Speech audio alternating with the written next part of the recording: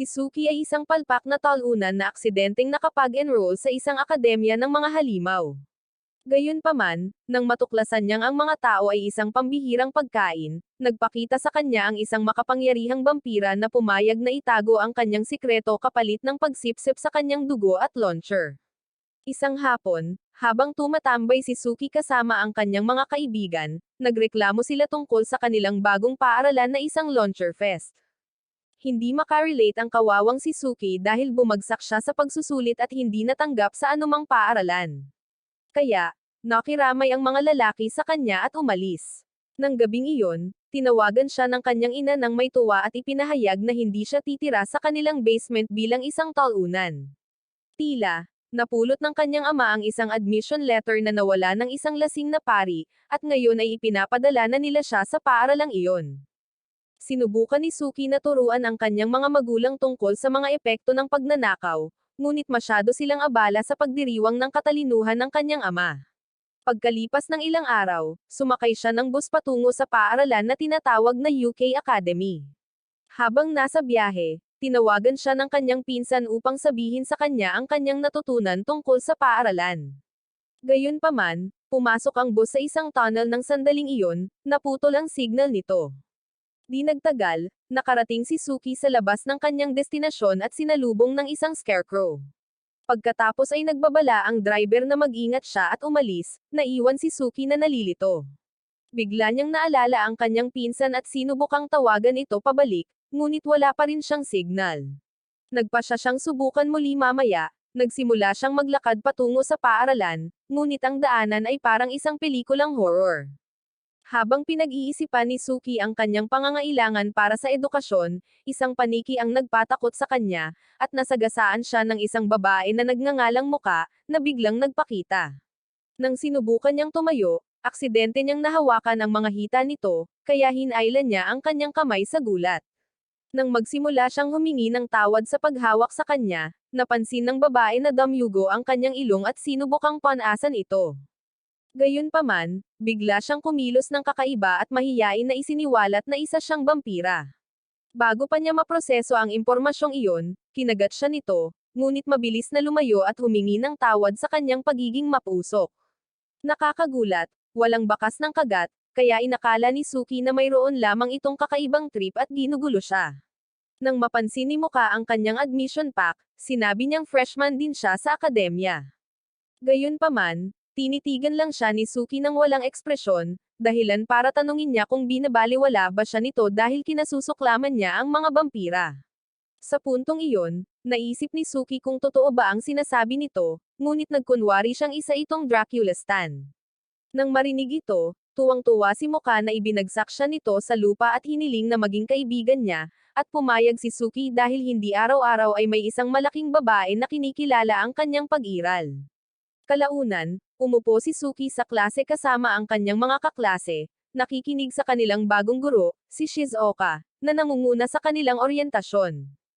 Sa totoo lang, tuwang-tuwa siya hanggang sa direktang sinabi ng babaeng ito na ang paaralan ay isang akademya para sa mga halimaw at may tatlong hindi mababali na patakaran.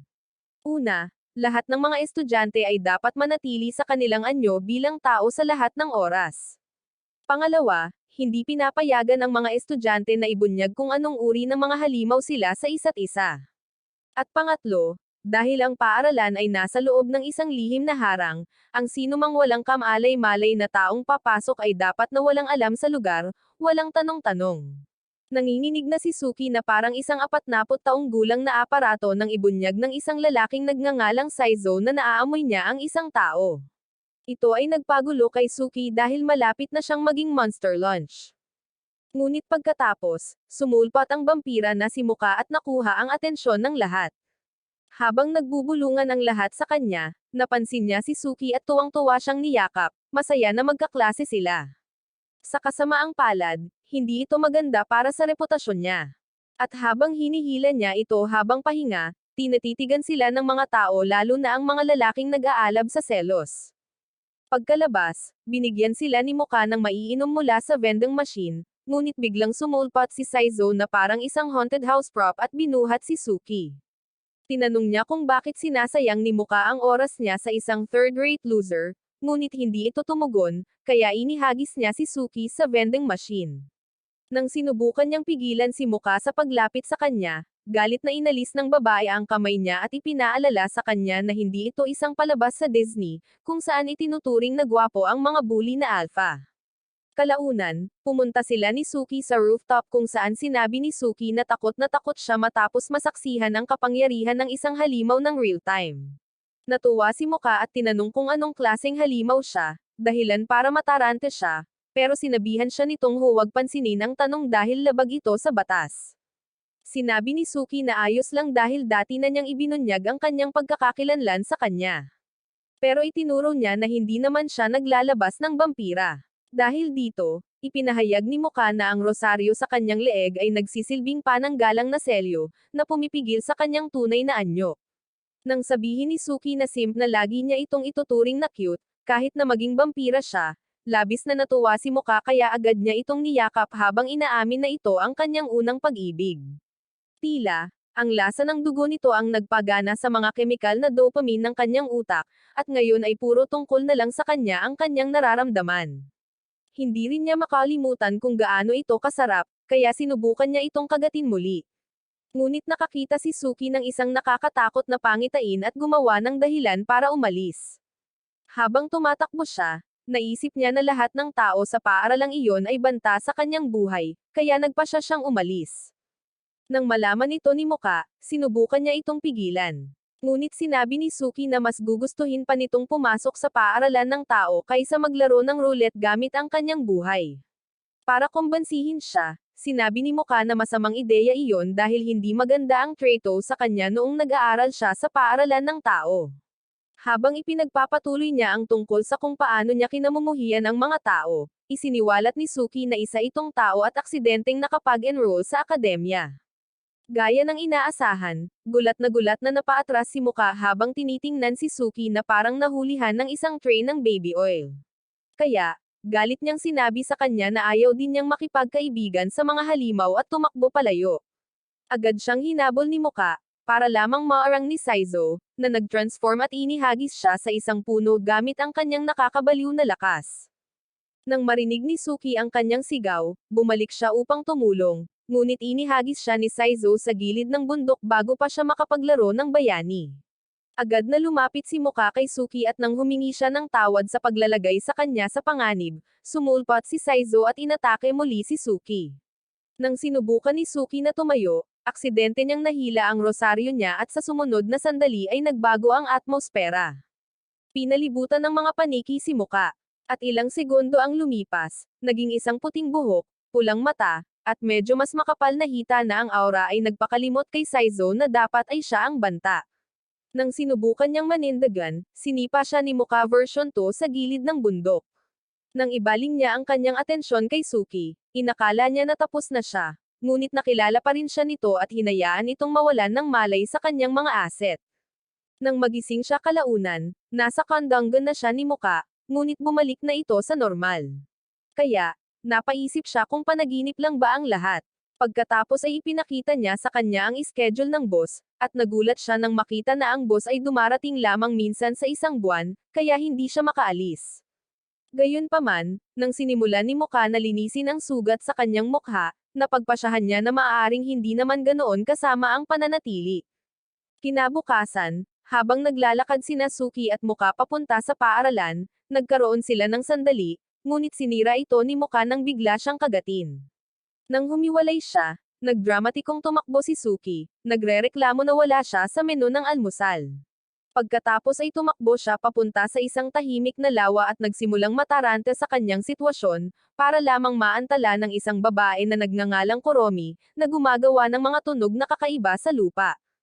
Matapos niya itong tulungan na makatayo, nagpasalamat siya sa pamamagitan ng pagkuskus ng kanyang gumagalaw na asset sa kanyang katawan, at nagsimulang makaramdam ng pangangilig si Suki sa kanyang pantalon. Gayunpaman, mabilis siyang bumangon at inalok na dalhin siya sa infirmary. Nagpasalamat ang babae sa kanya, ngunit hindi niya napansin ang mapanlinlang nitong ngisi. Pagdating nila sa paaralan, nagpatuloy siya sa pagganap bilang isang mapagpasalamat na dalaga at sinabi pa sa kanya na magkaklase sila. Hindi siya napansin ni Suki dahil masyado siyang abala sa takot para sa kanyang buhay. Pero ngayong natitagan niya itong mabuti, napansin niyang cute ito at naisip niya sa sarili na ang mga halimaw ay bihasa sa catfishing. Biglang natamba si Kuromi, kaya nag-aalala niyang tinanong kung maayos ba ang pakiramdam nito. Ipinaliwanag nito na mahina na ito simula ng ipanganak at kung minsan ay may sariling isip ang katawan nito. Para bang patunayan ito, sinimulan niyang bigyan si Suki ng isang plot work, at ang lalaki ay nagkaroon ng buong mental na labanan upang pigilan ang katawan nito na magbunga ng kanyang pagsusumikap. Pagkatapos ay hiniling ni Kuromi na maging kaibigan niya ito at hinipnotisa siya para pumayag. Ang pinakakakaiba ay habang patuloy siyang nagkukuskus sa kanya na parang pusa, hindi napigilan ni Suki ang paghawak sa kanya, kahit na hindi ito nararapat.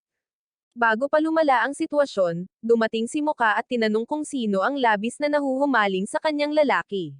Sumagot si Kuromi na sila ay mga kaklase, pagkatapos ay hinipnotisa muli si Suki para masundan siya nito sa klase.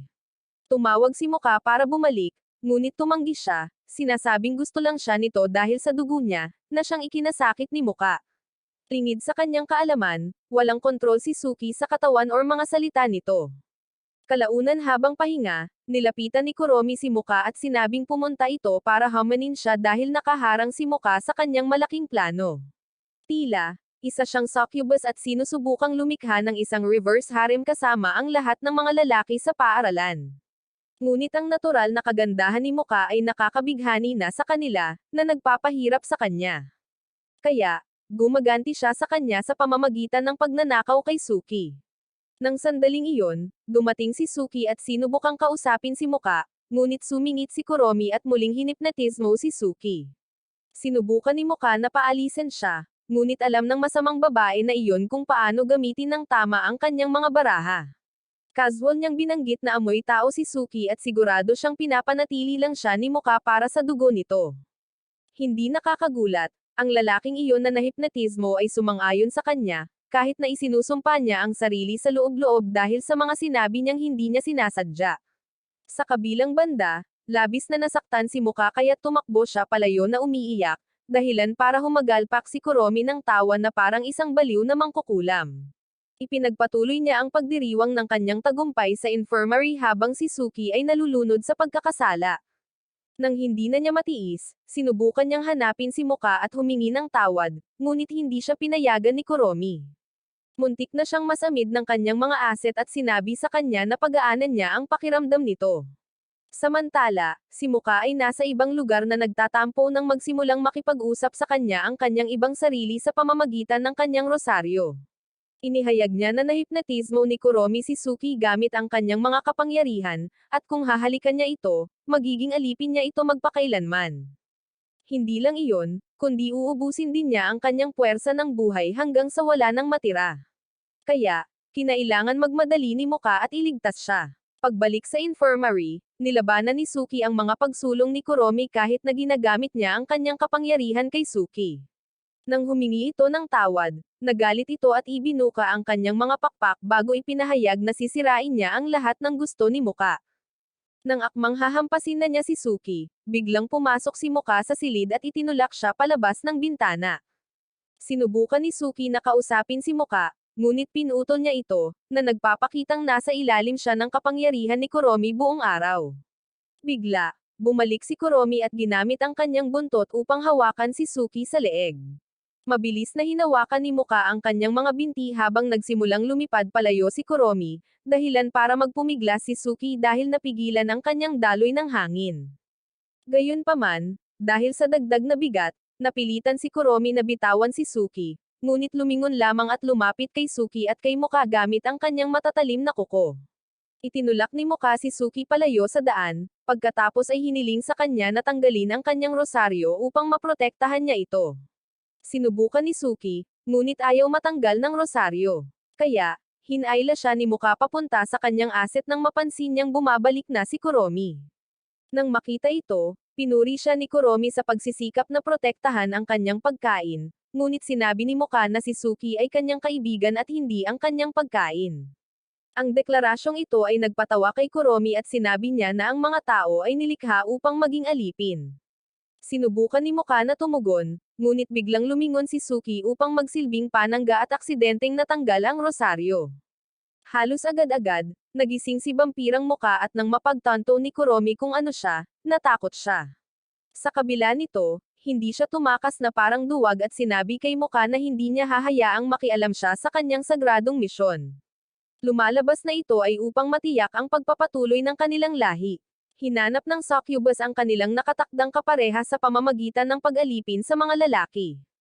Sa kasamaang palad, lahat ng mga lalaki ay masyadong abala sa paghumaling kay Muka para mapansin siya. Pagkatapos ay sinubukan niyang atakihin si Muka, ngunit umiwas ang vampira at hinawakan ang kanyang buntot, na ginamit niya upang ihagis sa isang puno. Hindi man lang sinubukang bumangon muli si Kuromi at tinanggap ang kanyang pagkatalo, ngunit hindi pa tapos si Muka sa kanya. Nangako siyang babaliin ang kanyang mga pakpak at tuturuan siya ng isang aral sa paggalang. Ngunit nakialam si Suki sa kanila. Hiniling niya kay Muka na huwag nang pakialaman si Kuromi dahil hindi naman siya masamang tao at naniniwala siyang lahat sila ay maaaring maging magkaibigan.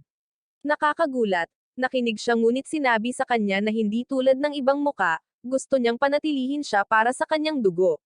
Pagkatapos ay ibinalik niya ang rosaryo sa lugar nito at ang tunay na Muka ay nawalan ng malay sa kanyang mga bisig.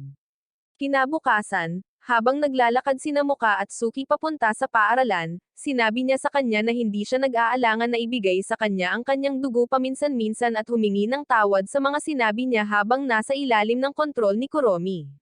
Ang pahayag na ito ay pumukaw ng emosyonal na titig, ngunit dumating si Kuromi at sinira ito. Sinabi niya na naghurno siya ng cookies para kay Suki dahil gusto na niya ito ngayon at napagdesisyonan na niya na ito na ang kanyang nakatadhana.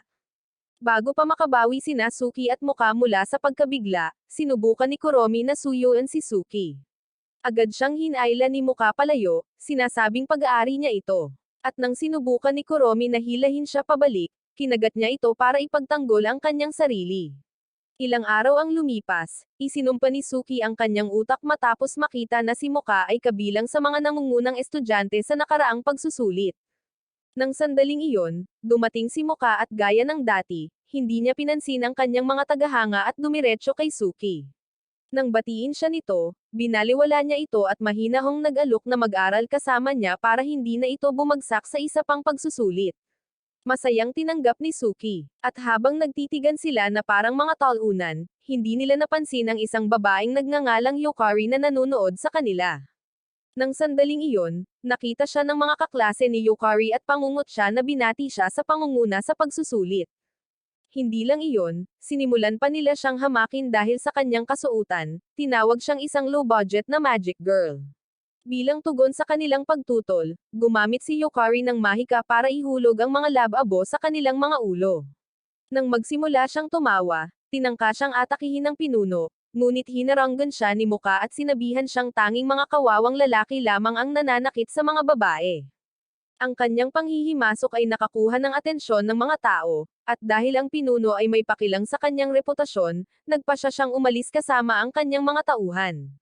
Kalaunan sa cafeteria, nagpasalamat si Yukari kay Muka at nagpakilala. Sinabi ni Muka na alam na niya kung sino siya dahil kumalat na ang balita tungkol sa henyo sa kanilang baitang. Nang banggitin niya na gusto niya ang kasuotan ni Yukari, nataranta ang dalaga at saka nagsimulang mahumaling kay Muka. Bigla siyang sinugod nito, sinabing siya ang numero 1 tagahanga niya. Habang pinaglalaroan niya ang mga aset ni Muka, ang edukadong talunan na si Suki, ay damyugo ang ilong at sinubukang itago ito para hindi siya tawagin ng mga tao na isang talunan. Pagkatapos ay biglang hiniling ni Yukari kay Muka na maging kasintahan niya, na ikinagulat nilang dalawa. Gayunpaman, mahinahong hinarap ni Muka ang sitwasyon sa pamamagitan ng pagsasabi kay Yukari na maaari lamang silang maging magkaibigan, at ayos lang kay Yukari iyon. Nanatili siyang nakatutok sa mga aset ni Muka habang naglalakad sila at ayaw bumitaw. Kaya, pumasok si Suki at sinabihan siyang mag-ayos. Sumagot si Yukari na hindi siya tatanggap ng mga utos mula sa isang kalahating lalaki na talunan na may kulot na buhok at pagkatapos ay hinamon siya para sa kamay ni Muka. Bago pa siya makapag-react, gumamit siya ng ilang panlinis para atakihin siya at tumawa ng malakas habang nagpupumiglas ito ngunit walang saysay. Nang tanungin ni Muka kung ano ang ginawa niya, buong pagmamalaki niyang isiniwalat na isa siyang mangkukulam. Tingid sa kanilang kaalaman, malapit lang pala ang mga bully at nagpasya silang sorpresahin siya. Kalaunan, sa infirmary, tinulungan ni Kuromi si Suki na gamutin ang mga pinsala nito at nagreklamo ito sa kanya tungkol kay Yukari. Ang pagkarinig na pinahirapan siya ay labis na ikinatuwa niya kaya nagpasya siyang ipagpatuloy ang kanyang planong pang-aakit. Para hindi ito maging halata, casual niyang sinabi sa kanya na si Yukari ay isang arrogant na tinatrato ang lahat na parang basura dahil siya ay muling nagkatawang tao gamit ang utak ni Einstein. Samantala, si Yukari ay nakaupo sa labas ng bintana na may hawak na voodoo doll, na nilagyan niya ng hibla ng buhok ni Suki at sinimulang gamitin ito para kontrolin ito. Kaya, nang pumasok si Muka sa silid, nadatnan niya si Suki na nagbibigay kay Kuromi ng isang premium na masahe. Mabilis niyang ipinaliwanag na hindi niya makontrol ang kanyang katawan, at inakala ni Muka na si Kuromi ang may kasalanan, ngunit sumumpa si Kuromi na inosente siya. Nang sumunod na segundo, pinababa ni Yukari si Suki sa plot cover ni Kuromi, at dahil ang mga Diyos ng kwento ay mga kilos lamang, isang mahinang simoy ng hangin ang umihip, dahilan para mawalan ng halos isang pint ng dugo si Suki. Biglang kumalat ang tawa ni Yukari sa silid at nalaman ang nangyari. Kaya, dinala nila siya sa isang bakanteng silid-aralan kung saan pinagalitan siya ni Suki dahil sa nakakainis niyang pagtatangka na maging bagong Loki. Sinubukan ni Muka na ipagtanggol si Yukari, ngunit pinutol siya ni Suki at binalaan si Yukari na maaari siyang maging isang mapag-isa na walang kaibigan kung hindi siya magbabago. Tiniyak sa kanya ni Yukari na wala siyang pakialam dahil sanay na siyang mag-isa. Nang marinig ito, lumambat ang pakikitungo ni Suki sa kanya, ngunit pagkatapos ay binagsak niya ang mga bagay sa ulo nito at umalis, na nilinaw na isa siyang hindi nagsisising babae. Pinigilan ni Muka si Suki sa paghabol kay Yukari, na sinasabing sumosobra ito, ngunit hindi sumang-ayon si Suki. Kumbinsido silang pareho na mali ang isa, ngunit hindi nila alam na ang pag-uugali ni Yukari ay tugon sa kung paano siya palaging tinatrato. Naniniwala silang hindi siya sapat na halimaw para mapunta sa paaralan at itinuring siyang isang babae na naghahanap ng atensyon. Umakto si Yukari na parang wala siyang pakialam, pero may pakialam naman, at iyon ang pinakamasakit. Habang nakatayo siya sa labas at sinusubukang pakalmeyan ang sarili, dumating ang mga bully at dinala siya palayo. Pagbalik sa silid-aralan, pagkaalis ni Muka na naiinis, ipinaliwanag ni Kuromi kay Suki na ang mga mangkukulam ay itinuturing na kalahating lahi at hindi sila gusto ng mga tao or ng mga halimaw. Ang pagiging mangkukulam ay nangangahulugan ng pamumuhay ng mag-isa, kaya naman hindi nakita ni Yukari ang pangangailangang makipagkaibigan.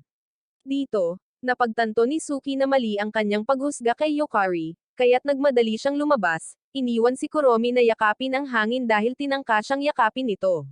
Samantala, sa kagubatan, ang mga bully ay nag-anyong parang taong butiki upang takutin si Yukari, kaya sinubukan niyang ipagtanggol ang sarili gamit ang mahika. Ninuya lang ng pinuno ang kanyang wand at inilabas ito. Nang gagawin na sana niya ang pareho sa kanya, dumating si Muka at sinabihan silang maghanap ng bagong larwang ngunguyain.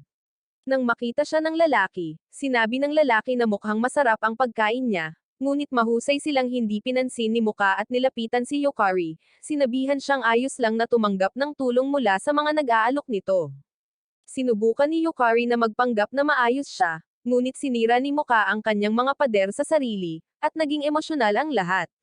Naiinis na hindi sila pinapansin, sinubukan silang atakihin ng 3 talunan na butiki, ngunit kinagat ni Yukari ang buntot ng pinuno.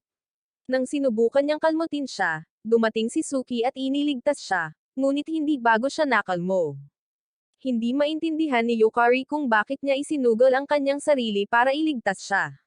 Kaya, ipinaliwanag niya na hindi niya naintindihan ang sinabi niya at pagkatapos ay humingi ng tawad sa mga masasakit na bagay na sinabi niya. Habang nagkakasundo sila, nagreklamo ang mga hindi pagaanong maunlad na butiki na sila ay madrama ng walang dahilan at sinubukang umatake muli. Ngunit sumugod si Kuromi at iniligtas sina Suki at Yukari, na lalong nagpagalit sa mga bully. Tinanong nila kung ang talunang si Suki ay ganoon kagaling kaya isinugol ng mga babae ang kanilang buhay para dito. Ngunit sinabihan sila ni Suki na maging magalang. Nang tangkain niyang gumanap bilang knight in shining armor, nagsimulang sumakit ang kanyang pinsala at siya ay natamba. Agad na sumugod ang mga babae sa kanyang tabi. At habang si Muka ay nakapatong sa kanya, aksidente niyang nabunot ang isang rosaryo. Gaya ng dati, may pagsabog ng demonyong aura. At pagkatapos ng pagbabagong anyo ni Muka, mabilis niyang kinuha ang mga minion at pagkatapos ay sinipa ang kanilang pinuno sa bibig, na nabali ang ilan sa kanyang mga ngipin. Ang epekto ng sipa ay nagpabagsak din sa kanya sa lawa.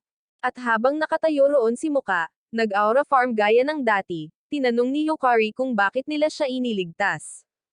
Tinanong ni Suki kung ang kanyang mga tainga ay puno ng pagkit kanina at muling pinagtibay na ito ay dahil siya ang kanilang kaibigan at ang mga kaibigan ay nagtutulungan. Dito, nagsimulang umiyak si Yukari sa ginhawa. Pagkalipas ng ilang araw, habang naglalakad sina Kuromi at Muka papunta sa klase, ipinaalam ni Kuromi kay Muka na si Yukari at ang iba pang mga estudyante ay humingi ng tawad sa isa't isa at nagkaayos na.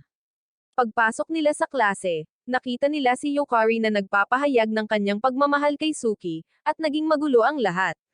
Nang sumunod na linggo, nang magtapon na ng basura si Suki, nilapitan siya ng tatlong lalaki, or sa halip ay mga fanboy, tig-iisa para sa bawat babae ni Suki, at hindi sila natuwa na nakuha niya ang lahat ng kanilang atensyon, kaya sinimulan nila siyang pahirapan. Nakaupo lang si Suki at tinatamaan siya ng sunod-sunod habang minamaliit siya ng mga lalaki dahil sa pagiging mahina.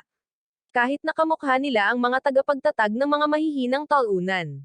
Biglang umangat ang basurahan at nagsimulang itapon ang laman nito sa kanila. Nang tumingin sila sa paligid, nakita nila si Yukari na tumatakbo papunta sa kanila at sumisigaw na iwan na lang nila si Suki. Dumating din sina Muka at Kuromi at nang malaman nilang binubuli si Suki, nagreklamo rin sila. Pagkatapos ay gumamit si Yukari ng mga wallies at kawali para atakihin ang mga lalaki, ngunit isa ang nagpatamba kay Suki nang sinubukan niyang umapela para sa mga lalaki. Nang makita ito, tumakbo palayo ang mga mahina.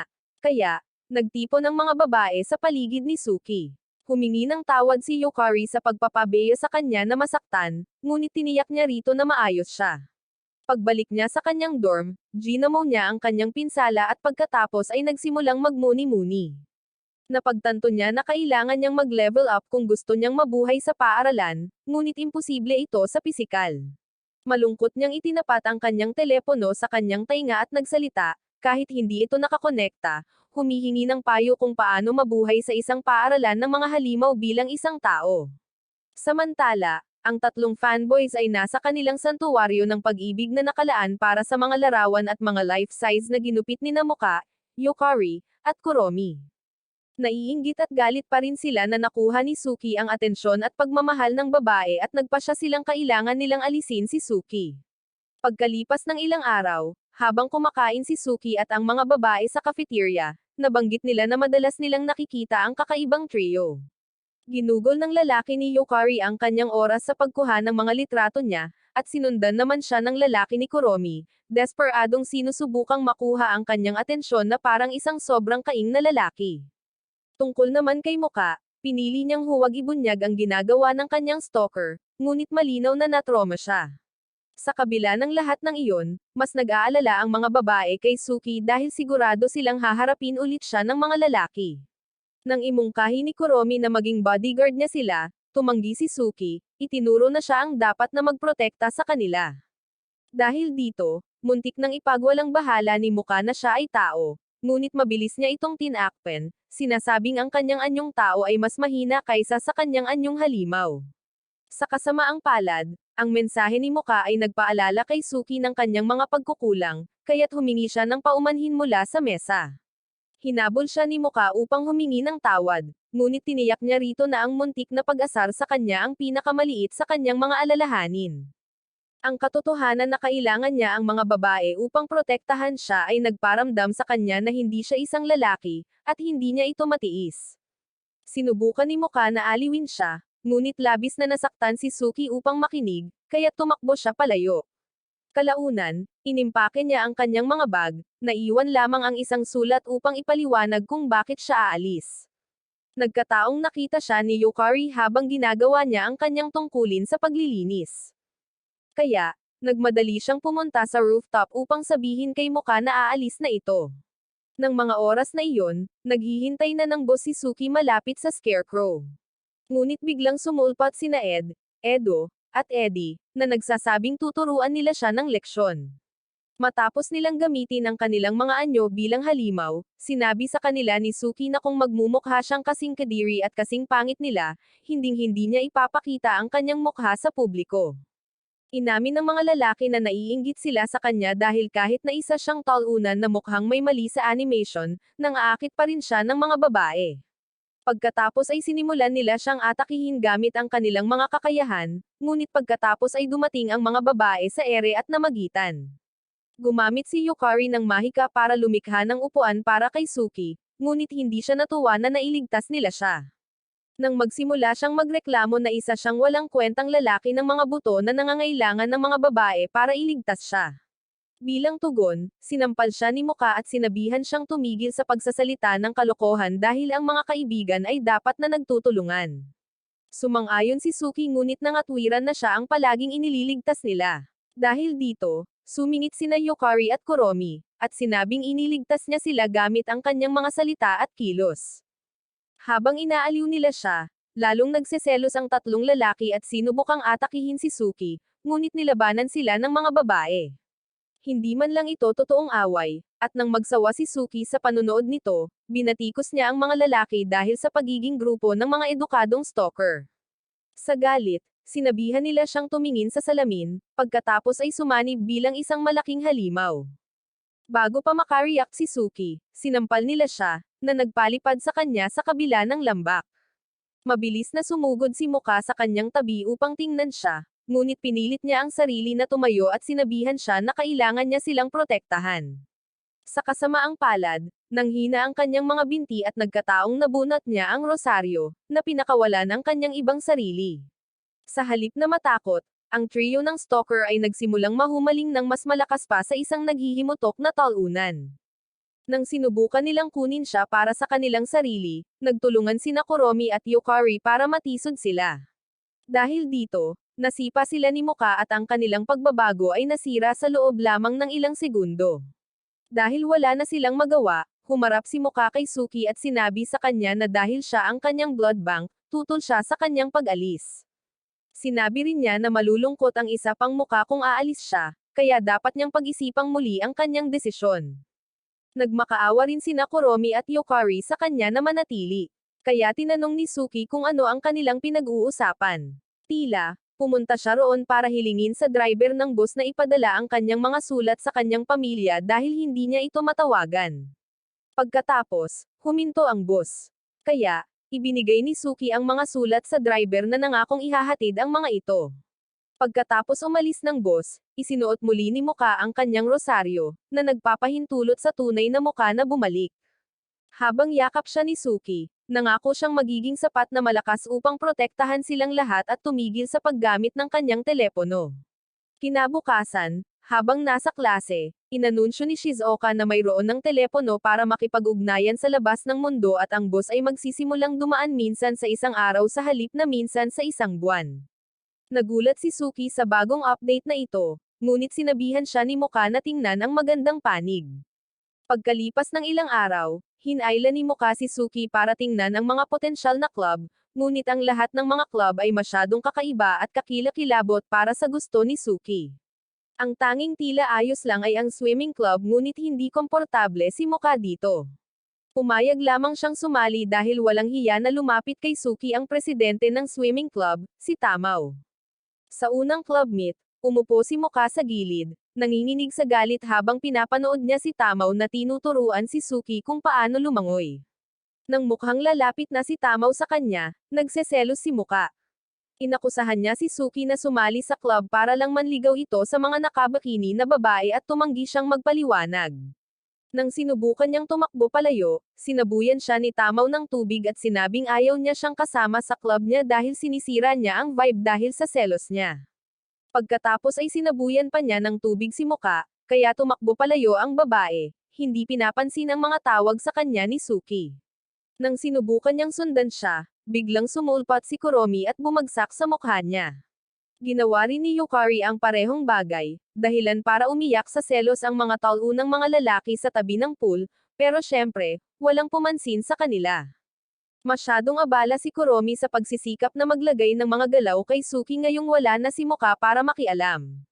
Simple lang ang plano niya, Painitin siya ng todo sa pamamagitan ng pang-aasar sa kanya gamit ang kanyang swimsuit at gagana sana ito kung hindi naisip ni Yukari na akitin din siya. Nang magsimula silang mag-away dahil sa kanya, sinabi ni Kuromi na walang lalaking gustong makasama ang isang walang galang na babae. Ngunit sumagot si Yukari, na sinasabing ang malalaking asset ay mahalaga lamang sa kanilang kalakasan, na nagtulak kay Kuromi na makipag-physical sa kanya. Habang nag-aaway sila, hindi man lang natuwa si Suki gaya ng dati dahil nalulumbay siya sa pag-alis ni Muka. Tungkol kay Muka, nakakulong siya sa isang eskinita, pinapagalitan ng sarili niyang sarili sa pamamagitan ng rosaryo. Lumalabas na sa mundong ito, ang kahinaan ng isang vampira ay tubig dahil mayroon itong mga katangiang pang-purify. Nasabuyan siya ni Tamaw kanina, kaya nararamdaman niya ang mga epekto kahit maliit lang ito. Sinabi ng sarili niyang sarili na isa siyang walang isip dahil sinusubukan niyang makipag-ugnayan sa tadhana at hiniling na lumayo siya kay Suki, tinawag ang lalaki na isang walang kwentang talunan na ang sarili lang ang iniisip.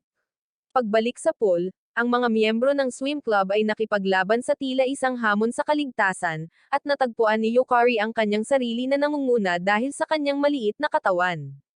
Mabilis ding naging magulo ang mga bagay-bagay dahil sinasabotahe ng mga babae ang mga damit panlangoy ng isa't isa para mauna.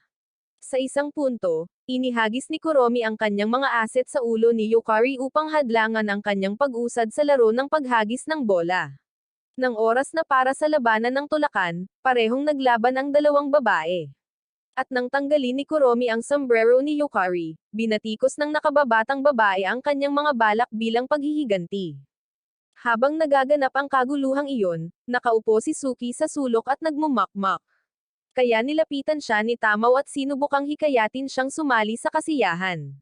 Kasabay nito, nagpa siya si Muka na bumalik sa pool kahit na sinasabi ng kanyang sarili na huwag itong gawin. Sinabi niya na nagmamalasakit sa kanya si Suki at wala siyang pakialam na umupo sa tabi ng pool basta't makasama niya ito.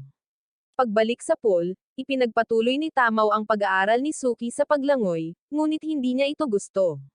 Nang makita ito, sinubukan ni Tamaw na kumbansihin siyang kalimutan si Muka, ngunit nabigo siya dahil si Suki ay isang matapat na simp. Nang tangkain nitong umalis, hinayla siya nito palapit sa kanya at isiniwalat na hindi pinapayagang umalis ang mga lalaki dahil kailangan ang kanilang mga puwersa ng buhay. Siya at ang iba pang miyembro ng kanyang club ay mga sirena at ang mga puwersa ng buhay ng mga lalaki ang nagpapanatili sa kanila na buhay. Si Suki ay isang partikular na espesyal na kaso dahil kahit hindi nila alam na siya ay tao, amoy tao siya para sa kanila, at ang mga tao ang pinakamahusay na uri ng hayop na mauubos ang puwersa ng buhay. Nang malapit nang gawin ni Tamaw ang unang kagat, dumating si Muka at kahit alam ang mga kahihinatnan, tumalon siya sa tubig upang iligtas siya. Gaya ng inaasahan, agad ang reaksyon at pagkatapos ng ilang segundong pagpupumiglas, nawalan siya ng malay at nagsimulang lumubog. Sinubukan ni Tamaw na pigilan si Suki sa pagsadyap sa kanya, ngunit sumibad si Kuromi at pinigilan siya, pinayagan si Suki na lumangoy para habulin si Muka. Sa pagtatangka niyang abutin siya, inalis niya ang rosaryo nito at agad na naganap ang pagbabago nito. Dahil mas malakas na siya, lumabas siya mula sa tubig at nanindigan sa kabila ng pagsalpukan ng tubig sa kanyang malademonyong enerhiya. Sinubukan ni Tamaw at ng kanyang mga babae na pahinain pa siya gamit ang kanilang mga buntot para ibudbad ang tubig sa kanya, ngunit hindi pa rin natamba si Muka. Pagkatapos ay pinabagsak ni Kuromi at Yukari ang iba pang mga sirena, naiwan sina Tamaw at Muka na humarap. Sinimulan ni Tamaw na sirain si Muka, kaya sumagot si Muka, na nagsasabing, ang isang pipi na sirena na tulad niya ay walang maiintindihan. Pagkatapos, nagalit si Tamaw at sinubukang atakihin si Muka, ngunit ang babaeng vampira ay tumalon mula sa tubig na parang isang alpha woman. Sumunod si Tamaw, nakalimutan na mas malakas si Muka sa labas ng tubig, kaya hindi niya ito nakita nang sipain siya ni Muka palabas ng himpapawid at mapunta sa isang lambat. Nang maayos na ang problemang iyon, bumaba si Muka at sinubukang huminga, ngunit sumugod si Suki sa kanya, tinanong kung ayos lang ba siya. Bilang tugon, sinampal niya ito at sinabihan na tumigil na sa pag-arte na parang alam niya ang nararamdaman ng ibang muka. Pagkatapos ay kinuha niya ang kanyang rosaryo at padabog na umalis matapos sabihin sa kanya na umiiyak ang kalmadong si Muka. Ang mga salita nito ay nag-iwan sa kanya ng maraming dapat pag-isipan at sumang-ayon siya na maaaring may ilang bagay siyang hindi napansin tungkol kay Muka. Kinabukasan, umulan ng malakas. Kaya, hindi pumasok sa klase si Muka at hindi niya ito nakausap hanggang kinabukasan. Humingi siya ng paumanhin sa hindi sinasadyang paglalagay sa kanya sa panganib, ngunit sinabi ni Muka na hindi ito galit. Sinabi pa niya na mananatili siya sa swimming club kasama niya kung gusto pa rin itong manatili doon, ngunit tumanggi si Suki. Gusto siyang kainin ni Tamaw at masasaktan siya ng tubig. Kaya iminungkahi niya na maghanap sila ng ibang club. Pagkasabi niya nito, si Shizuoka, na kanina pa nakahiga sa tabi ng pool, ay nagsalita at nagtanong kung interesado ba silang sumali sa newspaper club. Siya ang tagapayo ng club at nanumpa na walang nangyaring kalokohan sa club, kaya pumayag ang dalawa na sumali. Nang mga sandaling iyon, sumugod sina Yukari at Kuromi papunta sa kanila, sinabing gusto rin nilang sumali sa club, na ikinatuwa ni Shizuoka dahil mayroon na siyang mga bagong miyembro ng club. Pagkalipas ng ilang araw, dumalo sila sa kanilang unang pulong ng newspaper club. At habang nagsasalita si Shizuoka sa kanila, isang heartthrob na nagngangalang Jin ang dumating na may dalang mga rosas para sa mga babae. Ipinakilala siya ni Shizuoka bilang presidente ng club at iniwan siyang namamahala sa pulong dahil kailangan niyang dumalo sa isang pulong ng faculty. Agad na sinimula ni Jin ang gawain, sinabi sa kanila kung ano ang layunin ng club at nilinaw na inaasahan nilang gawin ang lahat para makakuha ng isang kwento. Nang matapos siya, tinanong niya kung mayroon silang mga ideya sa kwento, at nagmungkahi si Kuromi ng isang kwento tungkol sa pipeng tom na tinatakot ang mga babae sa akademya. Nagustuhan ng lahat ang ideya, kaya iminungkahi ni Jin na maghanap sila ng mga impormante na may lehitimong lead. Para magawa iyon, nagpakabit siya ng mga poster na nagpapahayag ng kanilang kahandaang makipag-usap sa sinumang may impormasyon. Gayunpaman, habang ginagawa nila iyon, nahuli ni Suki si Jin na tumitingin sa ilalim ng palda ni Kuromi at Muka. Nang kumprontahin niya ito, itinanggi ito ng lalaki, na sinasabing hindi siya kailanman gagawa ng ganoong kaiya-hiya at kasuklam-suklam na gawain. Ang pinakamasama sa lahat, binaligtad niya ang script at ipininta ang krimen kay Suki. Sinubukan ni Suki na ipaliwanag ang katotohanan, ngunit ang mga babae ay masyadong galit para makinig at sinampal siya. Si Muka ang pinaka-nadismaya, at tumanggi siyang tumingin man lang sa kanya habang tumatakbo siya palayo. Napunta siya sa banyo ng babae na napahiya, ngunit pagkatapos ay nagsalita ang kanyang sarili at binalaan siyang mag-ingat sa paligid ni Jin. Nakakaramdam siya ng mapanganib na pakiramdam mula sa kanya at maaaring tumaya sa kanyang pera na may itinatago siya, na tama dahil ng gabing iyon ay nakatayo si Jin sa isang rooftop habang pinapanood si Muka na natutulog. Kinabukasan, habang tumatambay si Jin sa labas ng locker room ng babae, narinig niya ang ilang mga babae na nag-uusap tungkol sa kakaibang relasyon ni Suki at Muka at muntik na siyang mawalan ng pasensya. Pagkatapos ay inisip niya silang gumagawa ng ilang plot gymnastics at sumigaw ng napakalakas na narinig siya ng mga babae. Gayunpaman, nang buksan ng isa sa kanila ang bintana para tingnan, nakita niya si Suki na naglalakad at inakusahan siya ng pagtingin sa kanila, samantalang ang tunay na salarin ay nasa bubong, kumikilos na parang Spider-Man at naghahanda ng isang tusong plano. Kalaunan, sinubukan ni Suki na kumbansihin sina Kuromi at Muka na hindi niya tinignan ang mga babae sa locker room, ngunit hindi sila naniwala sa kanya.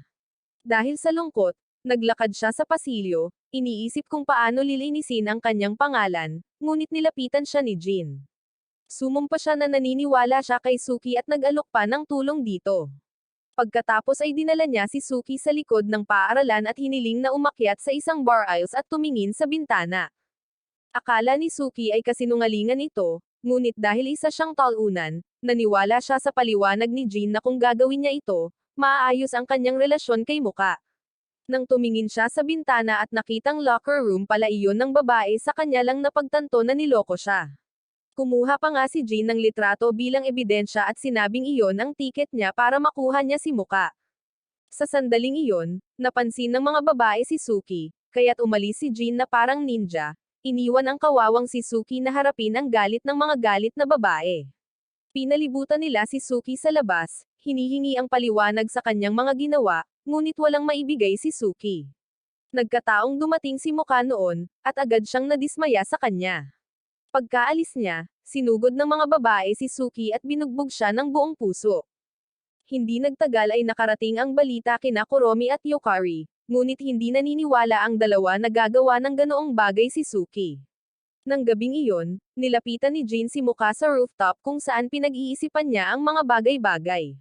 Naging maalalahanin niyang kaibigan at patuloy na sinisiraan si Suki, tiniyak na pinagdududahan ni Muka ang kawalang kasalanan ni Suki. Pagkatapos ay lumipat siya sa huling yugto ng kanyang plano at sinabihan siyang kalimutan na si Suki, na sinasabing siya lang ang kailangan niya. Sa sumunod na sandali, sinubukan niya itong halikan, ngunit hindi siya pinayagan ni Muka at itinulak siya palayo. Bilang huling paraan, ipinakita niya sa kanya ang mga litrato ni Suki na kinuha niya at sinabing may kumakalat nito sa paaralan. Sa kabila ng nakikitang ebidensya, sinabi ni Muka na may maliit na bahagi ng kanyang pagkatao na naniniwalang inosente si Suki, na ikinagalit ni Jin. Ikinatuwiran niya na binubulag siya ng kanyang nararamdaman para kay Suki at sinabihan siyang tingnan muli ang mga litrato. Nang banggitin niya na nakatayo si Suki sa isang bar aisles, dumating ang isang gustong maging Sherlock at ang kanyang assistant, si Watson. Tinanong nila si Jin kung paano niya nalaman na nakatayo si Suki sa isang bar aisles, at nagsimulang magpanik ang lalaki. Sinabi niya na pumunta siya sa pinangyarihan para mag-imbestiga dahil hindi pa siya nakapunta roon noon at nakita ang bar aisles sa ilalim ng bintana. Pagkatapos ay tinanong ni Yukari kung paano niya natitiyak na si Suki ang naglipat ng bar aisles doon. Ipinagkait ni Jin na alam niyang nasa gilid ang mga bar aisles, kaya kumapit si Kuromi sa impormasyong iyon na parang pain sa kawit. Ipinaalala niya sa kanya na sinabi niyang naroon na siya dati. Dagdag pa ni Yukari na ang tanging paraan para malaman niya ang orihinal na posisyon ng bar aisles ay kung naroon siya sa pinangyarihan ng kunan ng litrato. Sinubukan ni Jin na itanggi ito, ngunit sinabihan siya ng mga babae na huwag magpanggap na walang alam at isiniwalat na tinanggal nila ang mga bar aisles pagkatapos ng insidente, kaya malamang nagsisinungaling siya. Gayun din, nagtanong sila at nalaman mula kay Shizuoka na inilagay niya ang mga bar aisles doon ilang araw na ang nakalipas, ibig sabihin siya ang salarin. Napaatras si Jin sa gulat at sa sandaling iyon, lahat ng mga larawang kinuha niya ng mga babae sa locker room ay nahulog mula sa kanyang jacket. Dahil nabunyag na siya, tumigil si Jin sa pagpapanggap at isiniwalat na ang kanyang misyon ay gawing kanya si Muka. Pagkatapos ay nagpalit anyo siya bilang isang lobo at sinubukang hulihin si Muka, ngunit lumayo ito sa daan. Nagkataong dumating si Suki ng sandaling iyon. Kaya, ibinaling ni Jin ang atensyon sa kanya. Umiwas si Suki sa atake at sumugod kay Muka, inalis ang rosaryo. Humanga si Jin nang magbago ang anyo nito, ngunit sinabi niyang kailangan pa rin niyang patunayan na nakahihigit siya. Napakabilis ng kanyang galaw kaya't naisip ng mga babae kung magiging speed demon ba siya sa isang iglap. Nagyabang si Jin na pinalakas ng kabilugan ng buwan ang kanyang kapangyarihan, kaya wala ng pagkakataon si Muka. Nagawa niyang panatilihin itong alerto ng ilang sandali, ngunit natakpen ng mga ulap ang buwan, kaya naabutan siya ni Muka. Matapos magreklamo ng ilang segundo, sinubukan niyang atakihin itong muli, ngunit nasipa at nahulog sa rehas nang sinubukan niyang tumalbog dito. Kinabukasan, inilimbag ni Suki at ng mga babae ang balita tungkol kay Jin at ibinahagi ito kahit saan, kaya hinabol siya ng isang grupo ng mga galit na babae. Pagkalipas ng ilang araw, naubos nila ang isa pang isyu ng pahayagan, at nakakagulat na tinanggap muli si Jin sa kabila ng kanyang ginawa. Gayunpaman, isa pa rin siyang talunan dahil nag-iwan siya ng masamang kutob sa mga babae pagkatapos nilang maibenta ang lahat ng mga pahayagan. Habang pinag-uusapan ni Suki at ng mga babae ang mga plano para ipagdiwang ang kanilang mga benta, isang babaeng may lilang buhok na nagngangalang Mizuri ang lumapit sa kanila. Tila mausisa siya tungkol sa kanila, ngunit humingi lamang ng isang kopya ng pahayagan. Nang iabot ni Suki ang kanyang kopya sa kanya, pinag-aralan niyang mabuti ang mukha nito at sinabing mas cute ito kaysa sa inaakala niya. Pagkatapos niyang lumayo, tinanong ng mga babae si Suki kung kilala niya kung sino ang babae, at sinabi niya sa kanila na ngayon lang niya ito nakita. Kalaunan habang nasa home class, ginulat ni Mizuri ang lahat nang pumasok siya sa klase at umupo sa harap ni Suki. Ipinaliwanag ni Shizuoka na si Mizuri ay wala dahil sa personal na mga dahilan at hiniling niya na iparamdam sa kanya na malugod siyang tinatanggap. Pagkatapos ng klase, sinabi ni Muka at Kuromi kay Suki na bibili sila ng merienda para sa kanilang salusalo. Pagkaalis nila, nahuli ni Suki si Mizuri na nanunood sa kanya, kaya tinanong niya kung ano ang gusto nito. Ibinalik ni Mizuri ang pahayagan na ibinigay niya sa kanya ng umagang iyon at sinabing hindi siya binaygo ng kanyang artikulo gaya ng dati. Tila, nagpapadala si Shizuoka sa kanya ng mga kopya ng pahayagan. At nagustuhan niya ang mga artikulo ni Suki dahil palagi itong nagtatrabaho mula sa pananaw ng mahinang tao. Nang makita ni Suki ang kanyang scrapbook sa pahayagan, napaisip siya kung isa ba itong mahinhin na stalker dahil kinolekta nito ang lahat ng kanyang mga artikulo at isinulat ang mga ito. Samantala, sa silid ng faculty, dalawang guro, sina Kutsubo at Reriko, ang lumapit kay Shizuoka tungkol kay Mizuri. Sinabi ni Kutsubo na kakaiba na sa wakas ay dumating na siya sa mga klase matapos maglaro ng hockey buong semestre, at binalaan ni Reriko si Shizuoka na bantayang mabuti dahil ipinapakita ng kanyang mga nakaraang tala sa paaralan na siya ay isang delinquent sa pagsasanay. Maya-maya pa, sinabihan siya ni Suki, na nag-skip ang rocks kasama si Mizuri sa lawa, na kailangan niyang lumangoy, ngunit ayaw ng babae at niyakap siya mula sa likuran. Tahimik na umiyak si Suki para sa kanyang kalayaan dahil kung hindi siya sisipot sa party, magagalit ang kanyang mga kasama. Parang nabasa niya ang iniisip niya, tinanong ni Mizuri kung ganoon ba siya kadesperado na makita muli si Muka. Agad na natigilan si Suki dahil ang tonong ginamit niya ay hindi isang kuryosidad. At nang bantaan niyang sasaktan si Muka kung ipipilit nitong umalis, napagtanto niyang ang babae ay isang delikado. Samantala, si Muka ay nasa clubroom na naghihintay sa pagdating ni Suki, ngunit pumasok si Mizuri at sinimulang sakalin siya dahil gusto niyang itago si Suki sa kanyang sarili. Nang tangkain ni Muka na lumaban, laking gulat niya nang matuklasan niyang nakikipaglaban siya sa isang figure ng yelo. Ang tunay na Mizuri ay nasa lawa pa rin at sinusubukang talunin si Suki matapos gawing Winter Wonderland ang lugar gamit ang kanyang kapangyarihan bilang Snow Woman. Nang tanungin ni Suki kung bakit siya nahuhumaling dito, sumagot si Mizuri na ang enerhiya ng kanyang pagiging mapag-isa ay tumatawag sa kanya, at bilang isang kapwa mapag-isa, hindi niya ito maaaring balewalain. Ikinatuwiran ni Suki na tapos na ang kanyang mga araw ng pagiging mapag-isa, ngunit tinawag ito ni Mizuri na kalokohan at sinimulang subukang gawing isang eskultura ng yelo siya. Sa sandaling iyon, lumipad si Kuromi kasama si Muka dahil iniligtas siya nito mula sa peking Mizuri.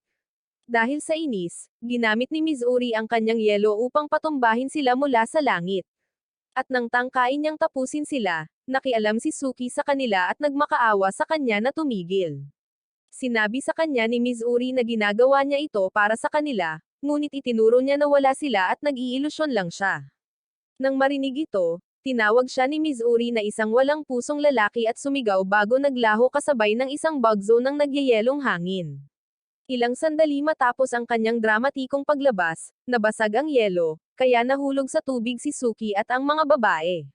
Samantala, naglilibot si Kutsubo bilang gurong naka-duty nang makita niya ang isang umiiyak na Mizuri na nagtatago sa likod ng ilang mga palumpong at tinanong kung ayos lang ba ito.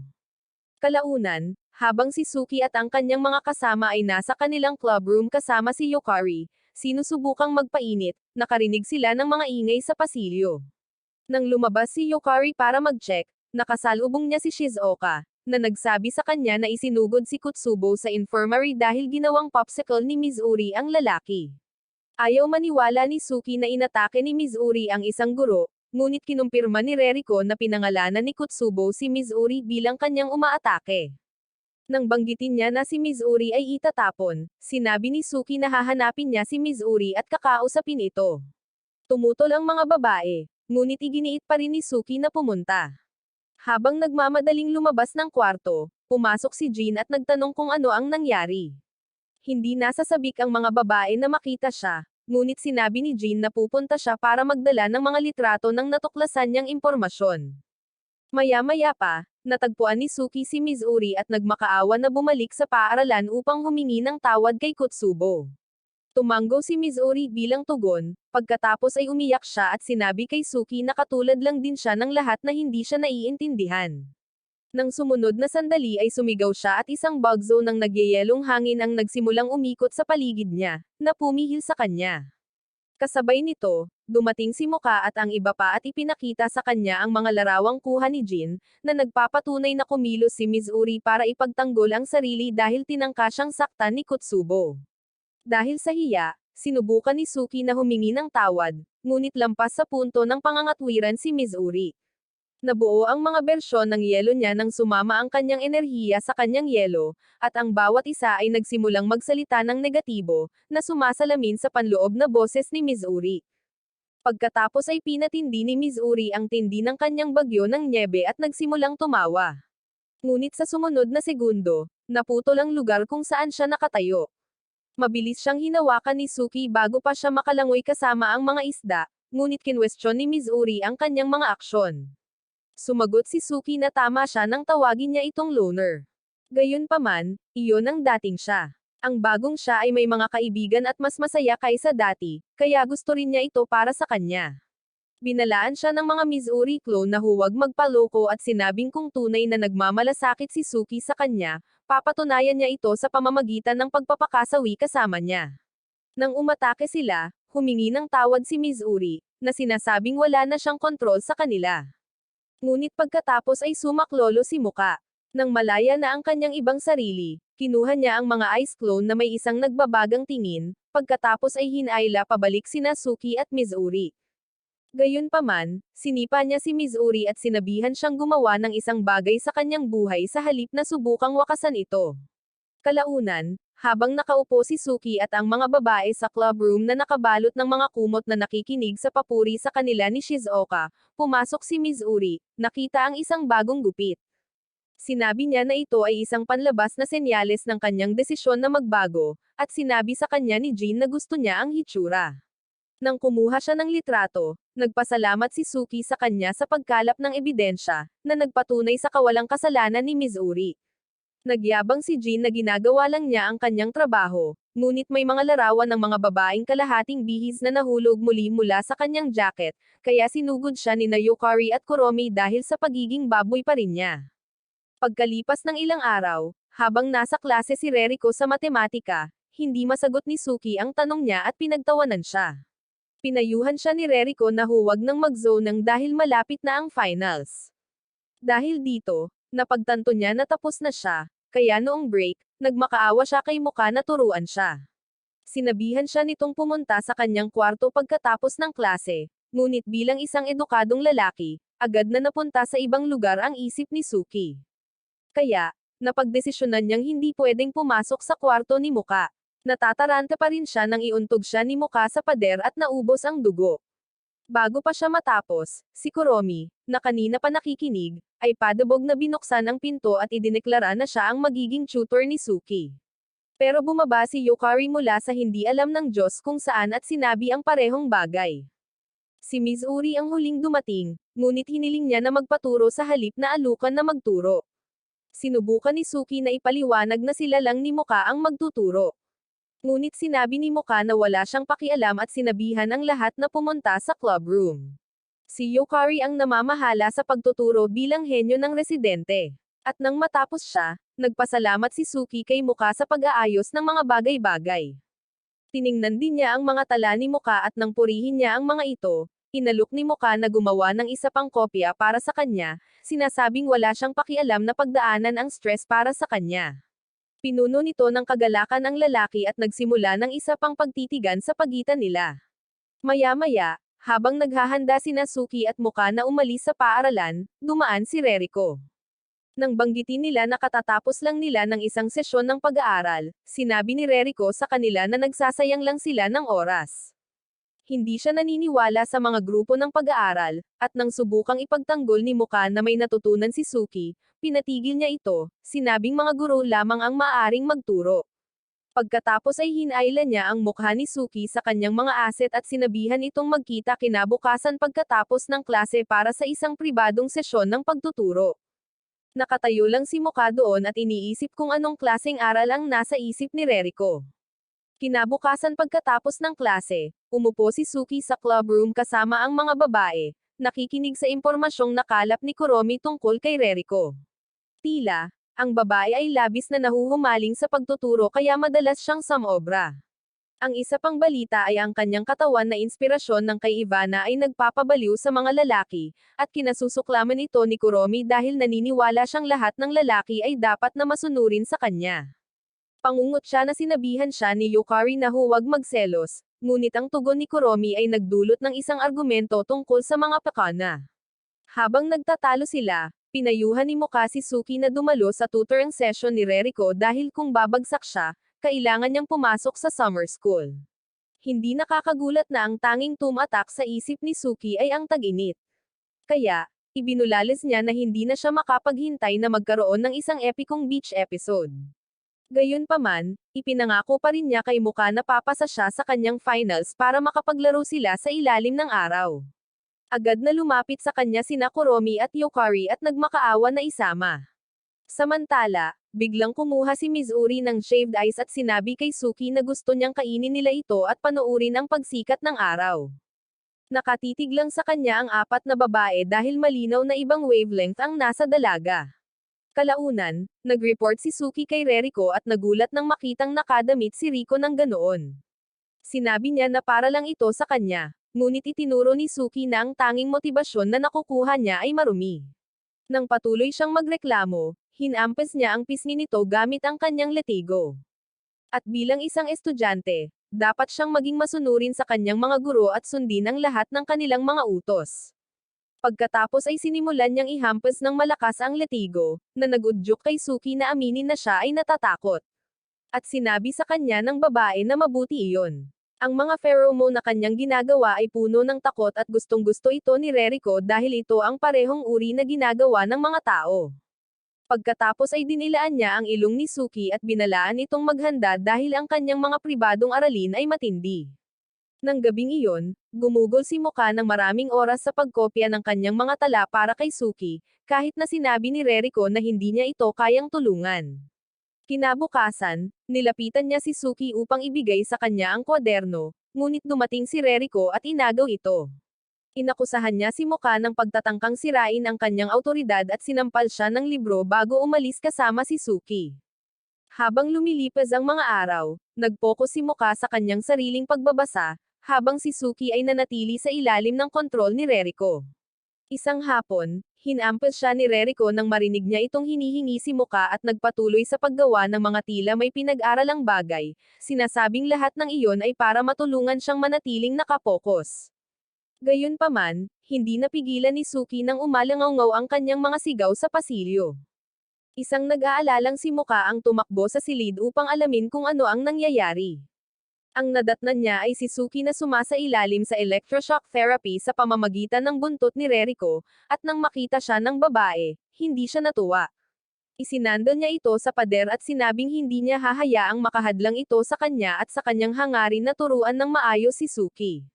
Tinawag ni Muka si Suki, nagmamakaawa na magising siya sa kanyang kawalan ng ulirat, ngunit ang utak ng lalaki ay naayos na, kaya ang tanging taong pinakinggan niya ay si Reriko. Habang nakatitig si Muka nang walang magawa, bumagsak si Mizuri mula sa kisame at inatake si Reriko gamit ang yelo. Pagkatapos ay inutusan niya si Muka na hawakan si Suki at tumakbo, ngunit hindi iyon hahayaang mangyari ni Reriko. Natamba niya ang ilang kandila, naiwan si Mizuri na napapaligiran ng apoy. Para makaganti sa kaibigan, inihagis ni Muka ang isa sa mga kandila kay Reriko, at lalong ikinagalit iyon ng babae. Malakas niyang inihampas si Muka sa pader ng tangkain nitong ipagtanggol ang sarili at sinira ang kanyang mga tala. Habang nagrereklamo siya tungkol sa kung gaano kawalang galang si Muka at kung paano niya hindi alam kung ano ang ibig sabihin ng pagiging isang guro, isang piraso ng papel ang lumutang sa harap ni Suki. May sulat si Muka para kay Suki dito. At nang makita ito, natauhan siya at nagmadaling tulungan si Muka. Sinubukan siyang kausapin ni Reriko, ngunit hindi niya ito pinansin at nagpasalamat kay Muka sa pagkopya ng kanyang mga tala para sa kanya, kahit na sinira na ito ni Reriko. Sa puntong ito, labis na nagalit si Reriko, kaya ipinahayag niya na tuturuan niya silang dalawa. Nang gagawin na niya ang kanyang gusto, tinanggal ni Suki ang rosaryo ni Muka, at pinalabas ang isa pang muka. Tinawag ng vampira si Reriko, isang kaawa-awang dahilan para sa isang tagapagturo, at matapos siyang sipin para sumuko, pinalamig ni Mizuri ang kanyang katawan upang maiwasan ang paghihiganti. Pagkalipas ng ilang araw, kumuha sila ng finals, at nang maibalik ang mga papeles, lahat maliban kay Kuromi ay pumasa, na labis niyang ikinadismaya. Sa unang araw ng bakasyon sa tag-init, umalis ang mga miyembro ng newspaper club patungo sa mundo ng mga tao dahil nagplano si Shizuoka ng isang retreat para sa kanila. Hindi pumunta si Jin dahil bumagsak siya sa ilang mga asignatura at ngayon ay kumukuha ng mga makeup class kay Reriko. Nang makapasok sila sa mundo ng mga tao, tuwang-tuwa si Suki na umuwi na siya, na nagdulot ng mga tanong mula sa mga babae. Kaya ipinaliwanag ni Muka na lumaki siya sa mundo ng mga tao at itinuturing itong kanyang tahanan. Pagkalipas ng ilang sandali, nasa dalampasigan sila at naglalaro ng toss game, ngunit nagsimulang magtalo sina Kuromi at Yukari dahil patuloy na inaagaw ni Kuromi ang pagkakataon ni Yukari sa laro. Sinabi ni Kuromi na hindi niya kasalanan na si Yukari ay talunan. Kaya sumumpa si Yukari na kakainin niya ang kanyang mga salita. Nang lumipad ang bola patungo sa kanya, sinubukan niyang hampasin ito gamit ang higanteng kamay na nilikha niya gamit ang mahika, ngunit si Suki ang natamon at binalaan siya nito laban sa paggamit ng kanyang mga kapangyarihan sa mundo ng tao. Pagkatapos ng laro, sina Suki at Muka ay magkasamang naupo at ninanamnam ang tanawin. Ngunit pagkatapos ay isang di magagaling na puwersa na kilala bilang mga damdamin ang nagsimulang magsama-sama sa kanila para sa isang halik. Nakalulungkot, hindi ito nangyari dahil tinawag ng iba si Suki, hinihiling na sumama sa kanila sa tubig. Ipinaabot ni Suki ang imbitasyon kay Muka, ngunit naalala niya na ang kanyang uri ay may kahinaan sa tubig at humingi ng tawad. Sinabi ni Muka na ayos lang ito at hinimok siyang magsaya. Ngunit sinabi ni Suki na labag sa Alpha Code na unahin ang kaligayahan ng isang tao kaysa sa isang babae. Nakakagulat, ang hindi sinasadyang salita na ito ay nakaantig kay Muka. At nang magsimula silang sumandal sa isa't isa, pinutol sila ni Kuromi at inakusahan si Muka ng pagtatangkang inumin ang dugo ni Suki. Laking gulat ni Suki nang aminin ito ni Muka, at sinabing hindi niya mapigilan ang sarili sa paligid niya.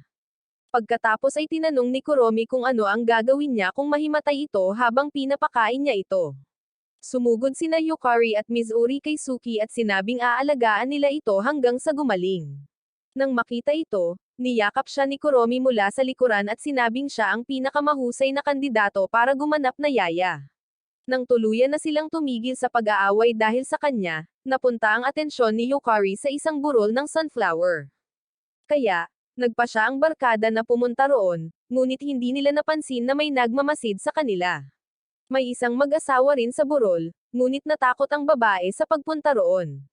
Sinabi niya na may mga kwento tungkol sa mga taong nawawala sa bukid na iyon dahil sa isang mangkukulam. Kaya, binansagan itong burol ng mga mangkukulam. Habang siya at ang kanyang lalaki ay naglalakad palayo, tinitigan sila ni Yukari, iniisip kung totoo ang kwento. Ngunit pagkatapos, dumating si Kuromi at sinimulan siyang kulitin. Nagbiro siya tungkol sa mga mangkukulam. At nang tawagin niyang isang batang lalaki si Yukari, gumanti ang dalaga sa pamamagitan ng pagbagsak ng palanggana sa kanyang ulo. Lingid sa kanilang kaalaman, nasaksihan ito ng isang babaeng nagtatago sa malapit. Nang umalis sila kasama ang kanilang mga kaibigan, lumabas ang dalaga, si Ruby, mula sa kanyang pinagtataguan at sinabi sa sarili na kailangan niyang ipaalam sa kanyang ginang na may natuklasan siyang isa pang mangkukulam. Kalaunan, habang nagtatayo ng kampo sina Suki at ang mga babae, inanunsyo ni Shizuoka na kukuha siya ng pagkain. Itinuro ni Muka na sawa na sila, ngunit iginiit ni Shizuoka na mas masarap ang fresh. Pagkatapos ay tinanong ni Suki kung plano niya ang paglalakbay na iyon para makahuli siya ng sariwang isda, at itinanggi niya ito, kahit na mukhang nakonsensya siya. Samantala, sa isang bahay sa burol, sinabi ni Ruby sa kanyang ginang ang tungkol kay Yukari at sumumpa na kukumbinsihin niya itong sumama sa kanila. Hindi nagtagal ay dumilim at sinubukan ni Yukari na tulungan ang iba, ngunit hindi nila siya pinayagan, kaya't naglakad siya paakyat sa burol. Habang nakatayo siya at iniisip ang narinig niyang kwento kanina, biglang sumulpat si Ruby at nagpakilala sa kanya. Sinabi niya na ang burol ang kanyang tahanan at gusto niyang maging kaibigan si Yukari. Pumayag ang mangkukulam, at masayang niyakap siya ni Ruby, sinasabing pinasaya siya ni Yukari. Pagkatapos ay naupo silang magkasama, at ipinahayag ni Ruby na may misyon siyang sirain ang lahat ng tao upang protektahan ang burol. Nais ng mga tao na muling paunlarin ang lugar, ngunit ito ay isang kanlungan sa loob ng maraming taon at hindi nila hahayaang sirain ito ng mga tao. Nakiramay si Yukari sa kanya, ngunit sinabing hindi siya sang-ayon sa plano ng pagpuksa ng mga tao. Tiniyak sa kanya ni Ruby na ayos lang ito at sinabing kapag natapos na ang misyon, magsasama sila ng kanyang ginang sa kanilang bahay sa burol. Bago pa makasagot si Yukari, tinawag siya ni Suki, sinasabing hinahanap na niya ito kahit saan.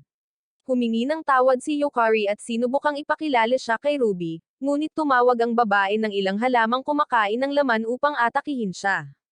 Nagmakaawa si Yukari na itigil na niya ito, ngunit tumanggi si Ruby, kaya kinailangan ni Yukari na makialam.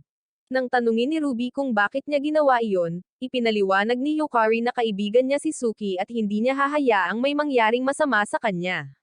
Parang walang katotohanan ang paliwanag niya para kay Ruby dahil para sa kanya, ang ugnayan sa pagitan ng mga mangkukulam ang pinakamatibay na ugnayan na umiiral.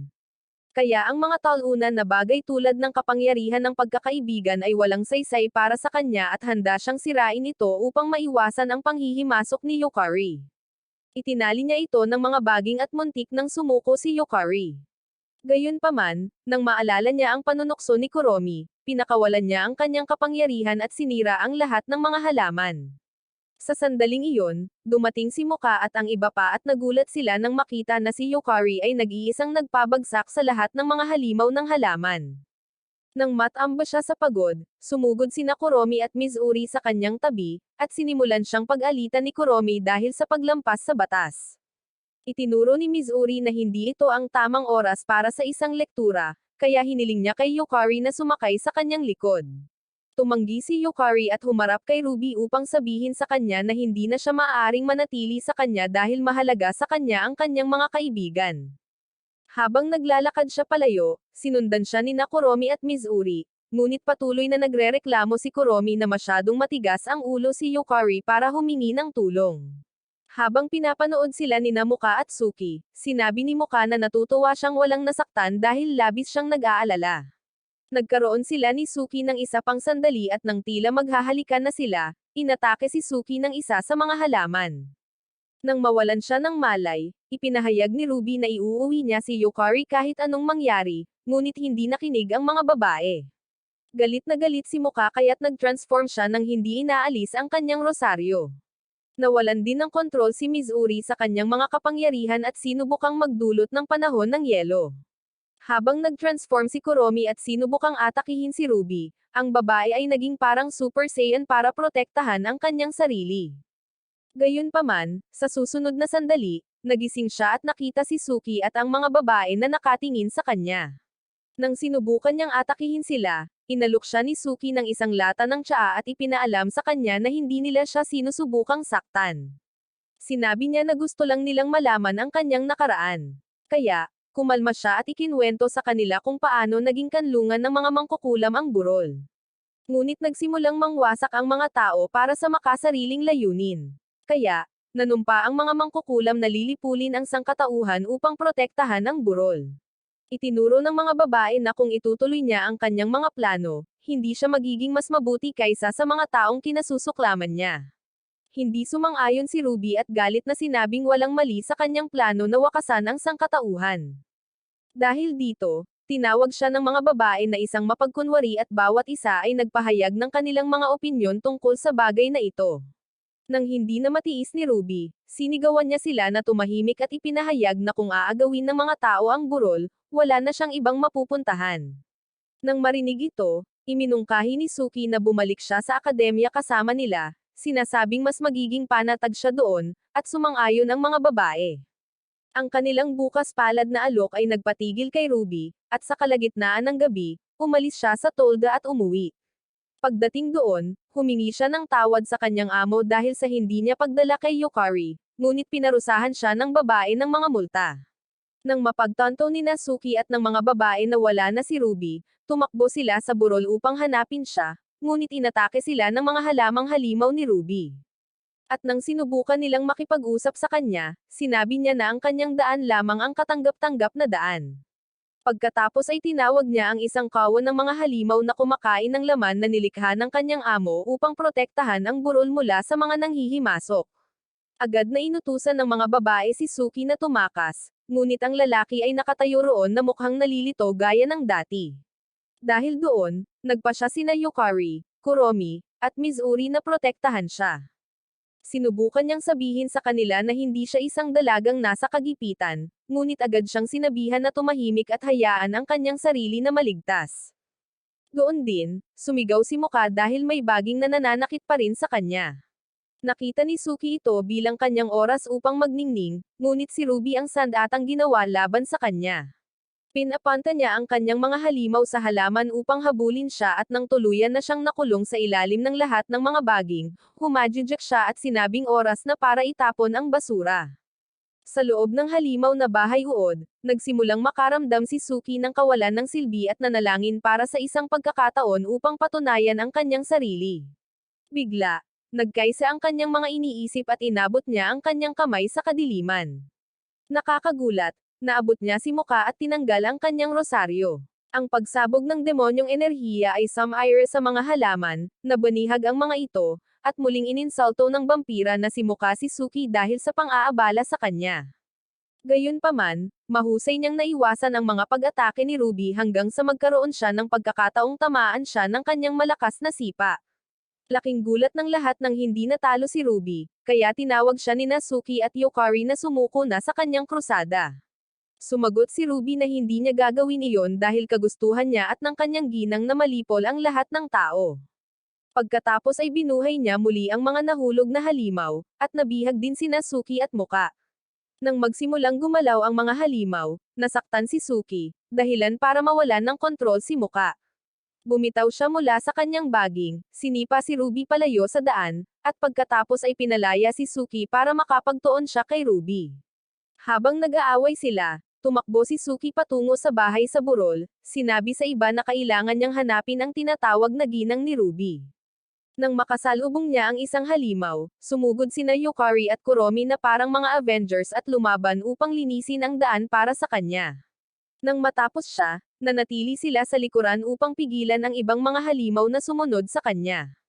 Ang isa na nakapagharang sa daan ni Suki ay napaslang ni Mizuri, at nagpasalamat si Suki sa kanya.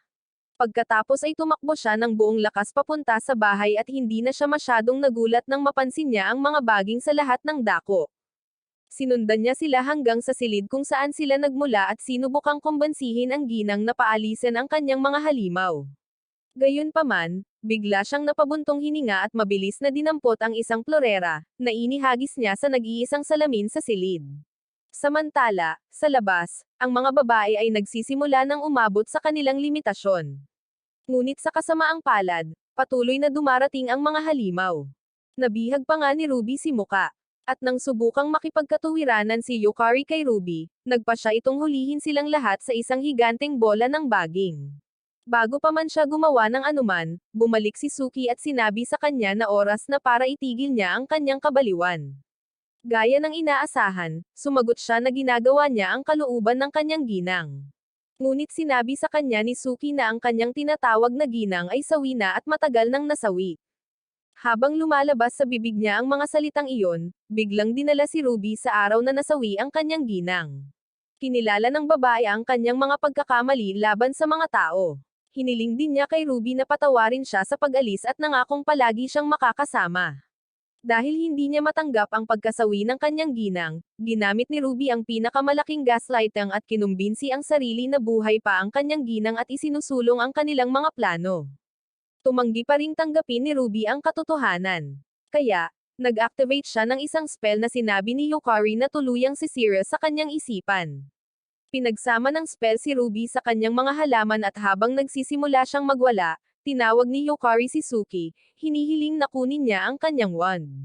Ginawa ni Suki ang sinabi sa kanya at nang makuha ito ni Yukari, ginamit niya ito upang tanggalin ang sapatos ni Kuromi. Pagkatapos ay iniunat ng succubus ang kanyang mga kuko at ginamit ang mga ito upang putulin ang lahat. Sa kasamaang palad, ikinabot ni Ruby ang isang baging kay Muka at ninakaw ang kanyang mga kapangyarihan. Kaya, upang iligtas siya, kinailangang magtulungan ang iba pang mga halimaw na babae. At nang malaya na siya, nagmakaawa si Yukari sa kanya na iligtas si Ruby.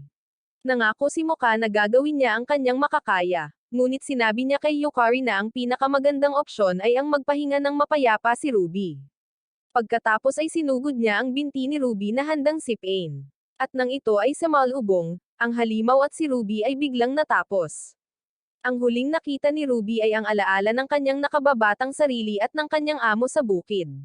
Pagsapit ng umaga, humingi ng tawad si Suki kay Yukari dahil sa hindi niya pagliligtas kay Ruby. Sinabi sa kanya ni Yukari na pinili ni Ruby ang kanyang landas, kaya hindi niya dapat sisihin ang kanyang sarili sa anumang bagay. Di nagtagal, bumalik si Shizuoka na may dalang basket na puno ng isda, at kasabay nito, huminto ang bus. Laking gulat ng lahat nang lumabas si Jin kasama si Ruby, at nang tanungin nila kung saan niya ito nakita, sinabi niyang lumulutang ito sa dagat.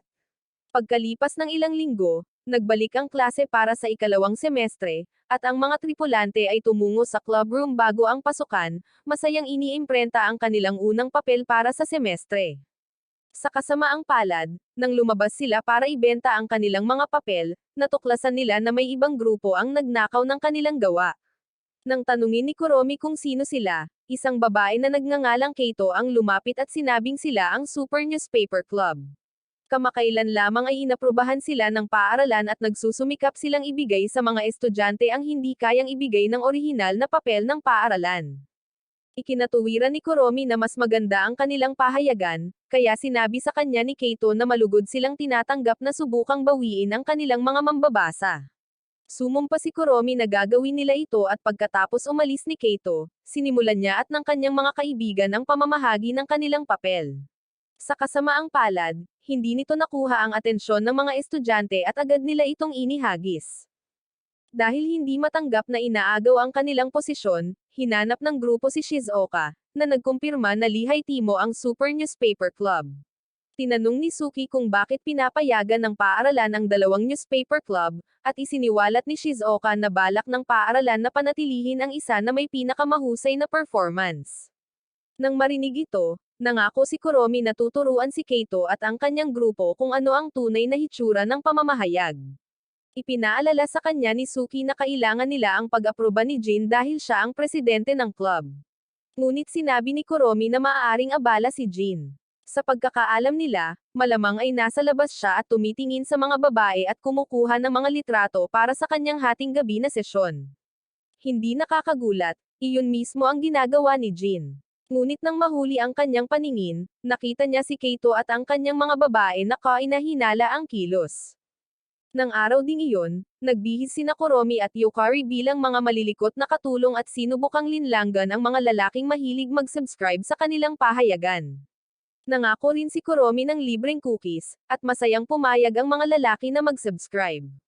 Sa kasamaang palad, ninakaw ng kabilang grupo ang kanilang mga subscriber sa pamamagitan ng pangako sa kanila ng libreng mga larawan sa bikini. Nakasuot din sila ng bikini, kaya mas mahirap para sa mga lalaki na tumanggi. Isang lalaki na lang ang natira, at iyon ay dahil isa siyang nakakadiri na lalaki na may hindi malusog na obsesyon kay Yukari. Labis na na-trauma at nandidiri ang babae kaya tumakbo siyang umiiyak.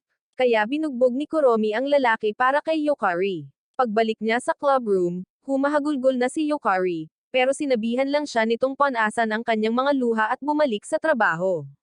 Sinabi ni Yukari na ayaw na niyang magtrabaho pa sa ganoong kasuutan, at sinabihan siya ni Kuromi na lilipat na sila sa bikini. Sa sandaling iyon, dumating si Jin kasama sina Suki at Moka at sinabihan si Kuromi na tumigil na sa pamamahagi ng mga papeles. Tumanggi si Kuromi, sinasabing hindi siya aalis para sa isang grupo ng mga gustong maging modelo ng Victoria's Secret. Dito, ipinaalala ni Yukari sa kanya na sinusubukan lang niyang maging katulad nila at bilang tugon, hinampes siya ni Kuromi. Ipinaliwanag ni Jin na gusto niyang umatras sila sa kompetisyon dahil sinusuportahan ng Komisyon sa Kaligtasan ng Publiko ang Super Newspaper Club. Sa madaling salita, ang komisyon ay dapat na sumunod sa mga patakaran ng paaralan at parusahan ang mga lumalabag dito. Gayunpaman, ito ay isang pantakip lamang para sa mga mandar-ambong na maayos ang pananamit na namamahala sa paaralan gamit ang kamay na bakal.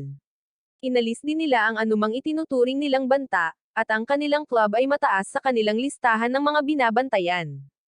Iminungkahi ni Suki na magsagawa sila ng isang paglalantad sa komite, at sinuportahan ni Kuromi ang ideya, ngunit isinara sila ni Jin. Inutusan niya silang sunugin ang kanilang mga bagong isyu at lumabas ng walang pangalawang tingin dahil siya ang presidente ng club. Dinala ni Suki at ng mga babae ang mga papel sa incinerator. Nang pumunta sina Muka at Yukari upang kunin ang mga natitirang papel, ipinahayag nila ang kanilang pagkadismaya sa pag-abandona sa kanilang pinaghirapan. Iminungkahi ni Kuromi na kunin nila ang mga papel at ipamahagi, kahit na sinabihan na sila ni Jin na huwag gawin iyon. Umiiyak siya nang sabihin niya ito, at inamin niyang hindi niya matiis na panuurin ang isang bagay na nilikha niya habang winasak si Suki. Habang lalong lumalakas ang kanyang pag-iyak, dumating ang mga miyembro ng Super Newspaper Club at sinimulan siyang kutsain. Sinabi rin nila na hindi matutuwa ang kanilang kerida na marinig na gusto pa rin nilang ipamahagi ang kanilang pahayagan. Bigla, isang makapal na sapot ng gagamba ang umagaw sa tambak ng mga pahayagan na hawak ni Kuromi, at ang salarin ay si Keito. Humingi ng paliwanag sina Kuromi at Suki kung bakit sila tina-target, ngunit hindi sumagot si Keito. Sinabi lang niya sa kanila na halata na hindi sinabi sa kanila ni Jin ang nangyari.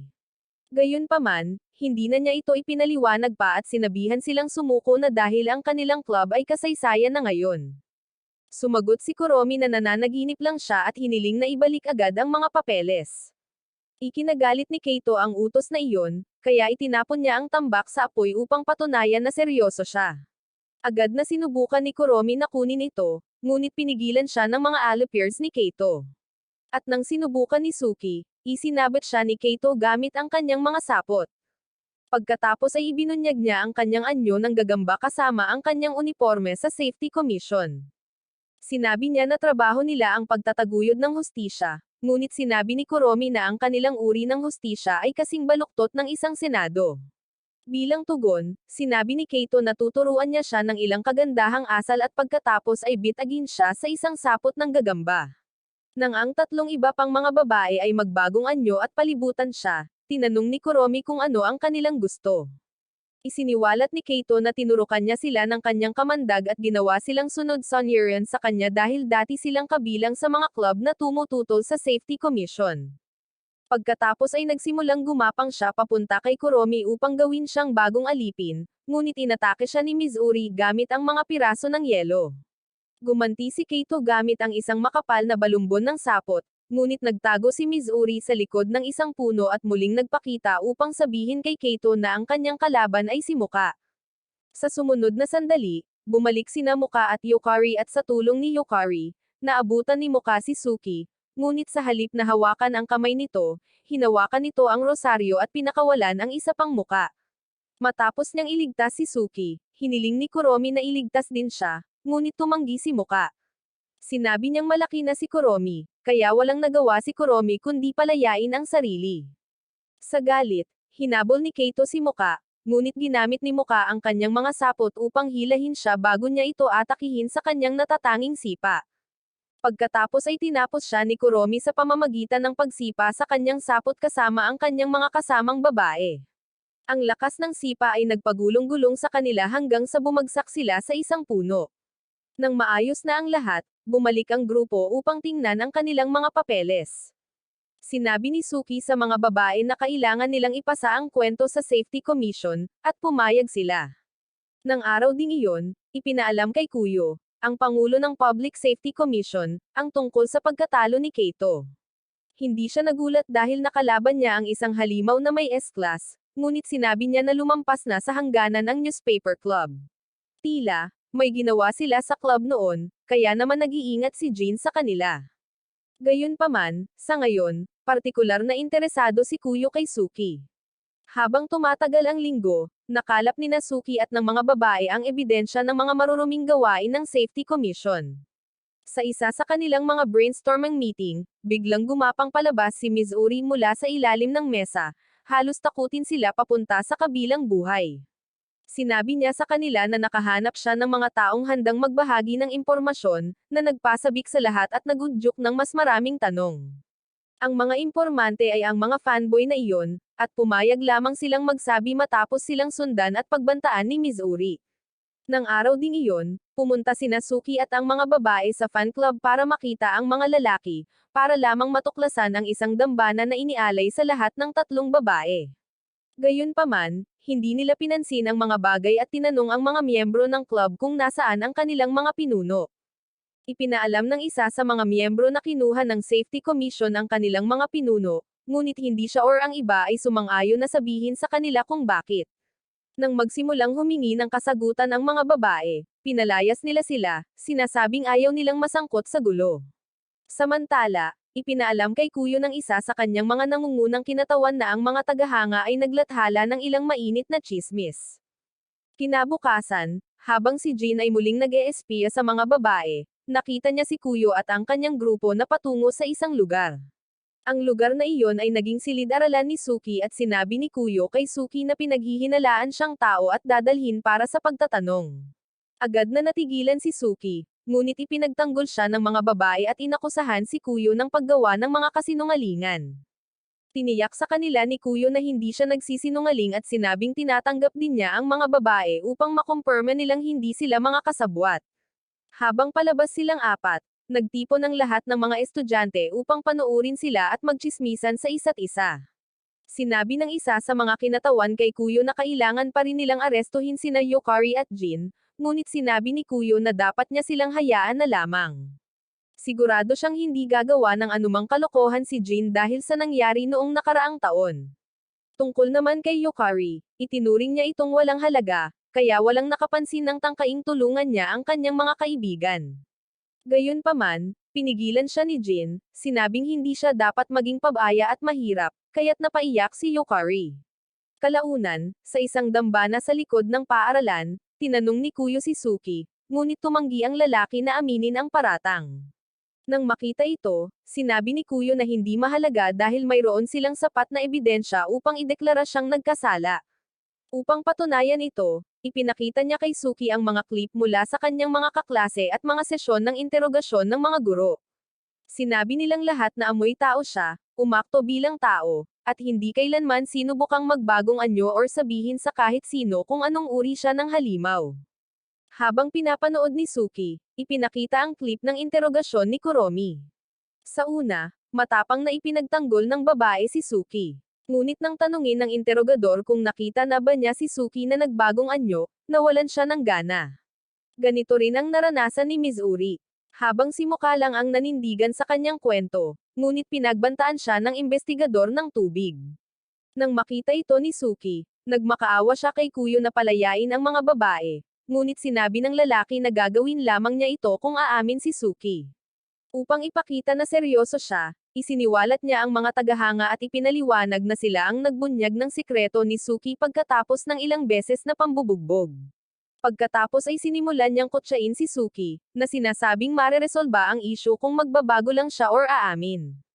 Nang tumanggi si Suki, pinayagan siya ni Kuyo na marinig ang pagsigaw ni Muka habang natatapon ang tubig sa kanyang silid ng interogasyon.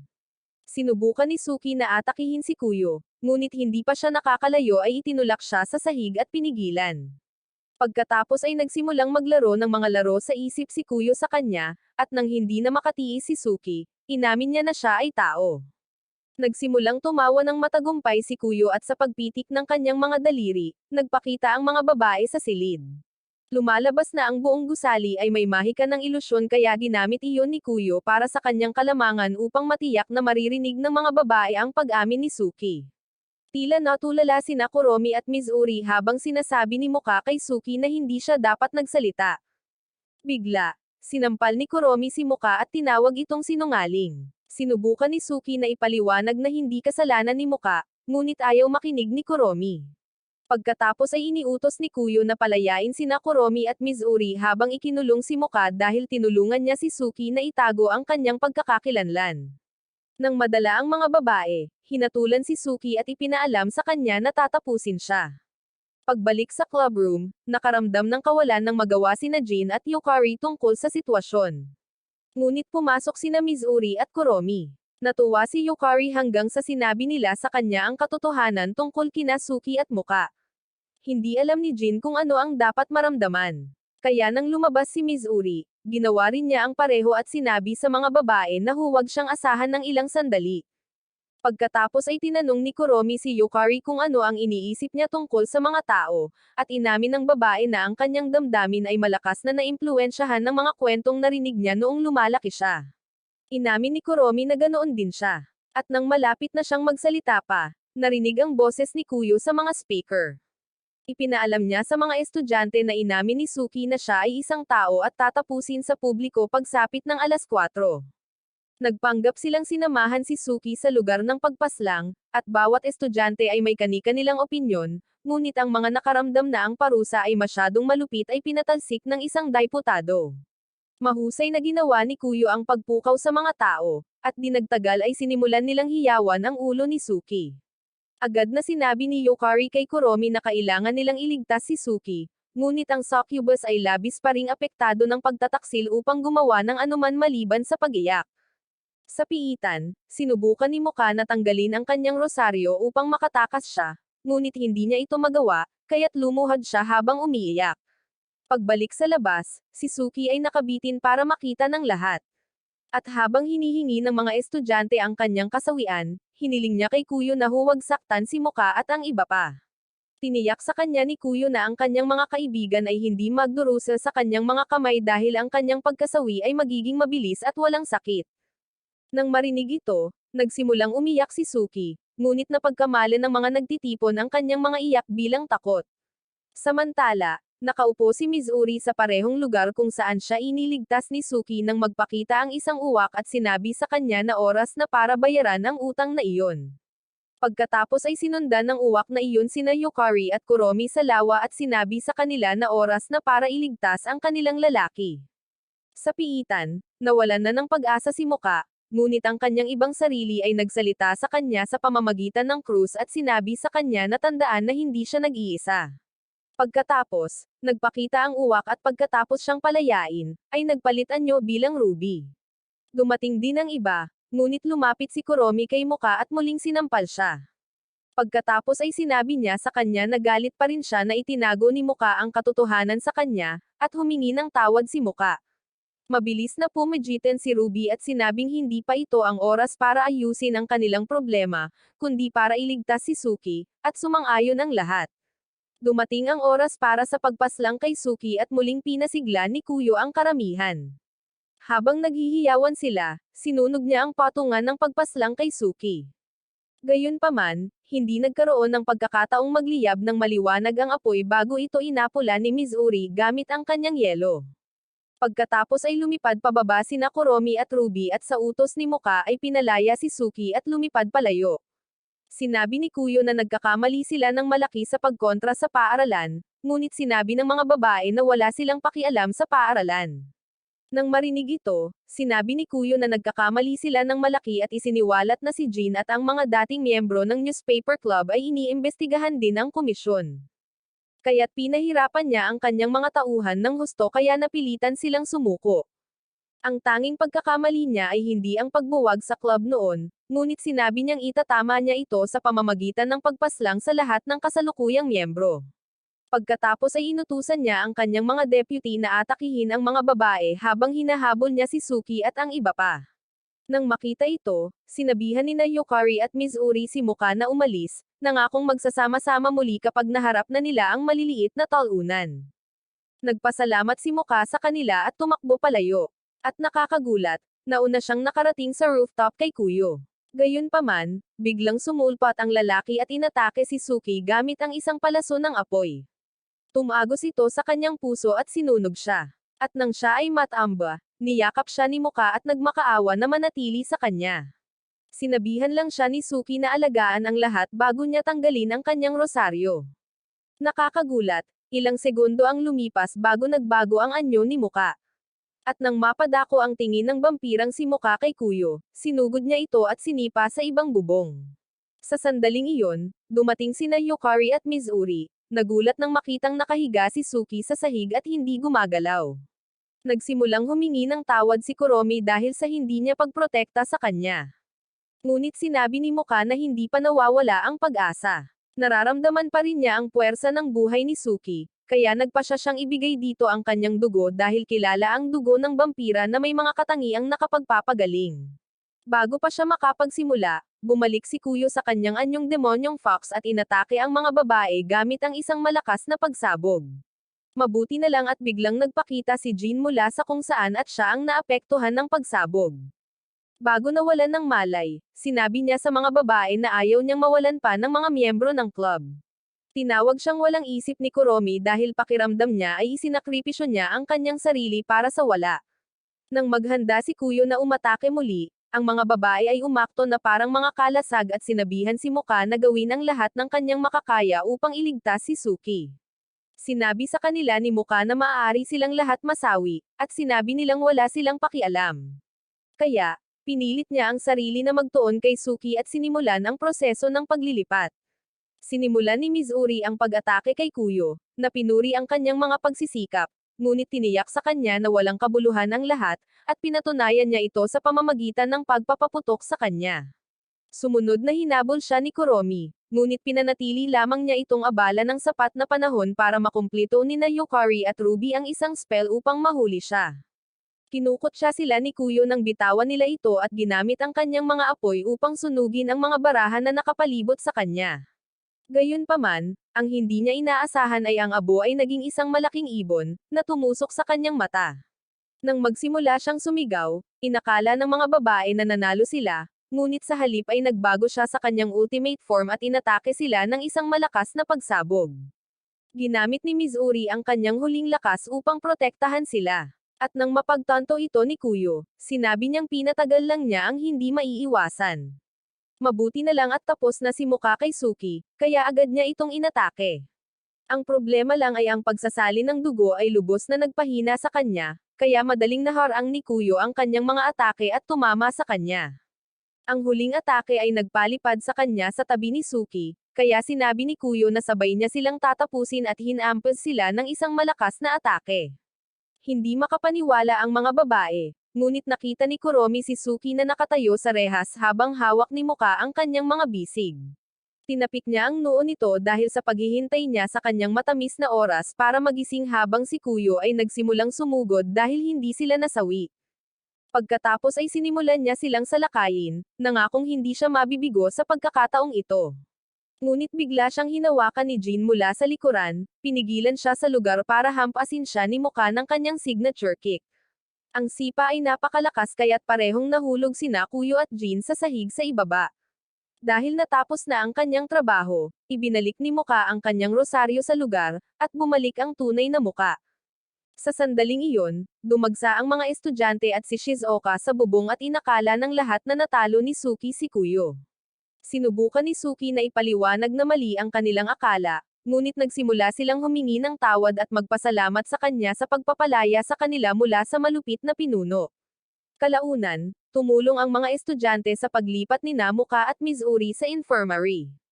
Ikinwento ni Kuromi at ng iba pa ang lahat ng nangyari habang siya ay nasa bingit ng kasawian. Kaya, nang magising si Muka kinabukasan, natagpuan niya itong nakaupo sa tabi ng kanyang kama na may dalang bouquet. Nagpasalamat siya sa pagliligtas sa kanya, ngunit humingi rin ng tawad dahil kung hindi niya ibinahagi ang kanyang dugo sa kanya, hindi sana siya nasaktan ni Kuyo. Tiniyak sa kanya ni Muka na wala siyang pakialam at gagawin niya itong muli kung may mangyari ring katulad nito. Nang magsimula siyang umiyak, ipinitik ng babae ang kanyang ulo tulad ng ginawa ng kanyang ibang sarili at nagsimulang bumilis ang tibok ng puso ni Suki. Nagsimula rin siyang makita ang ibang muka at naisip kung nahulog na ba siya sa kanya.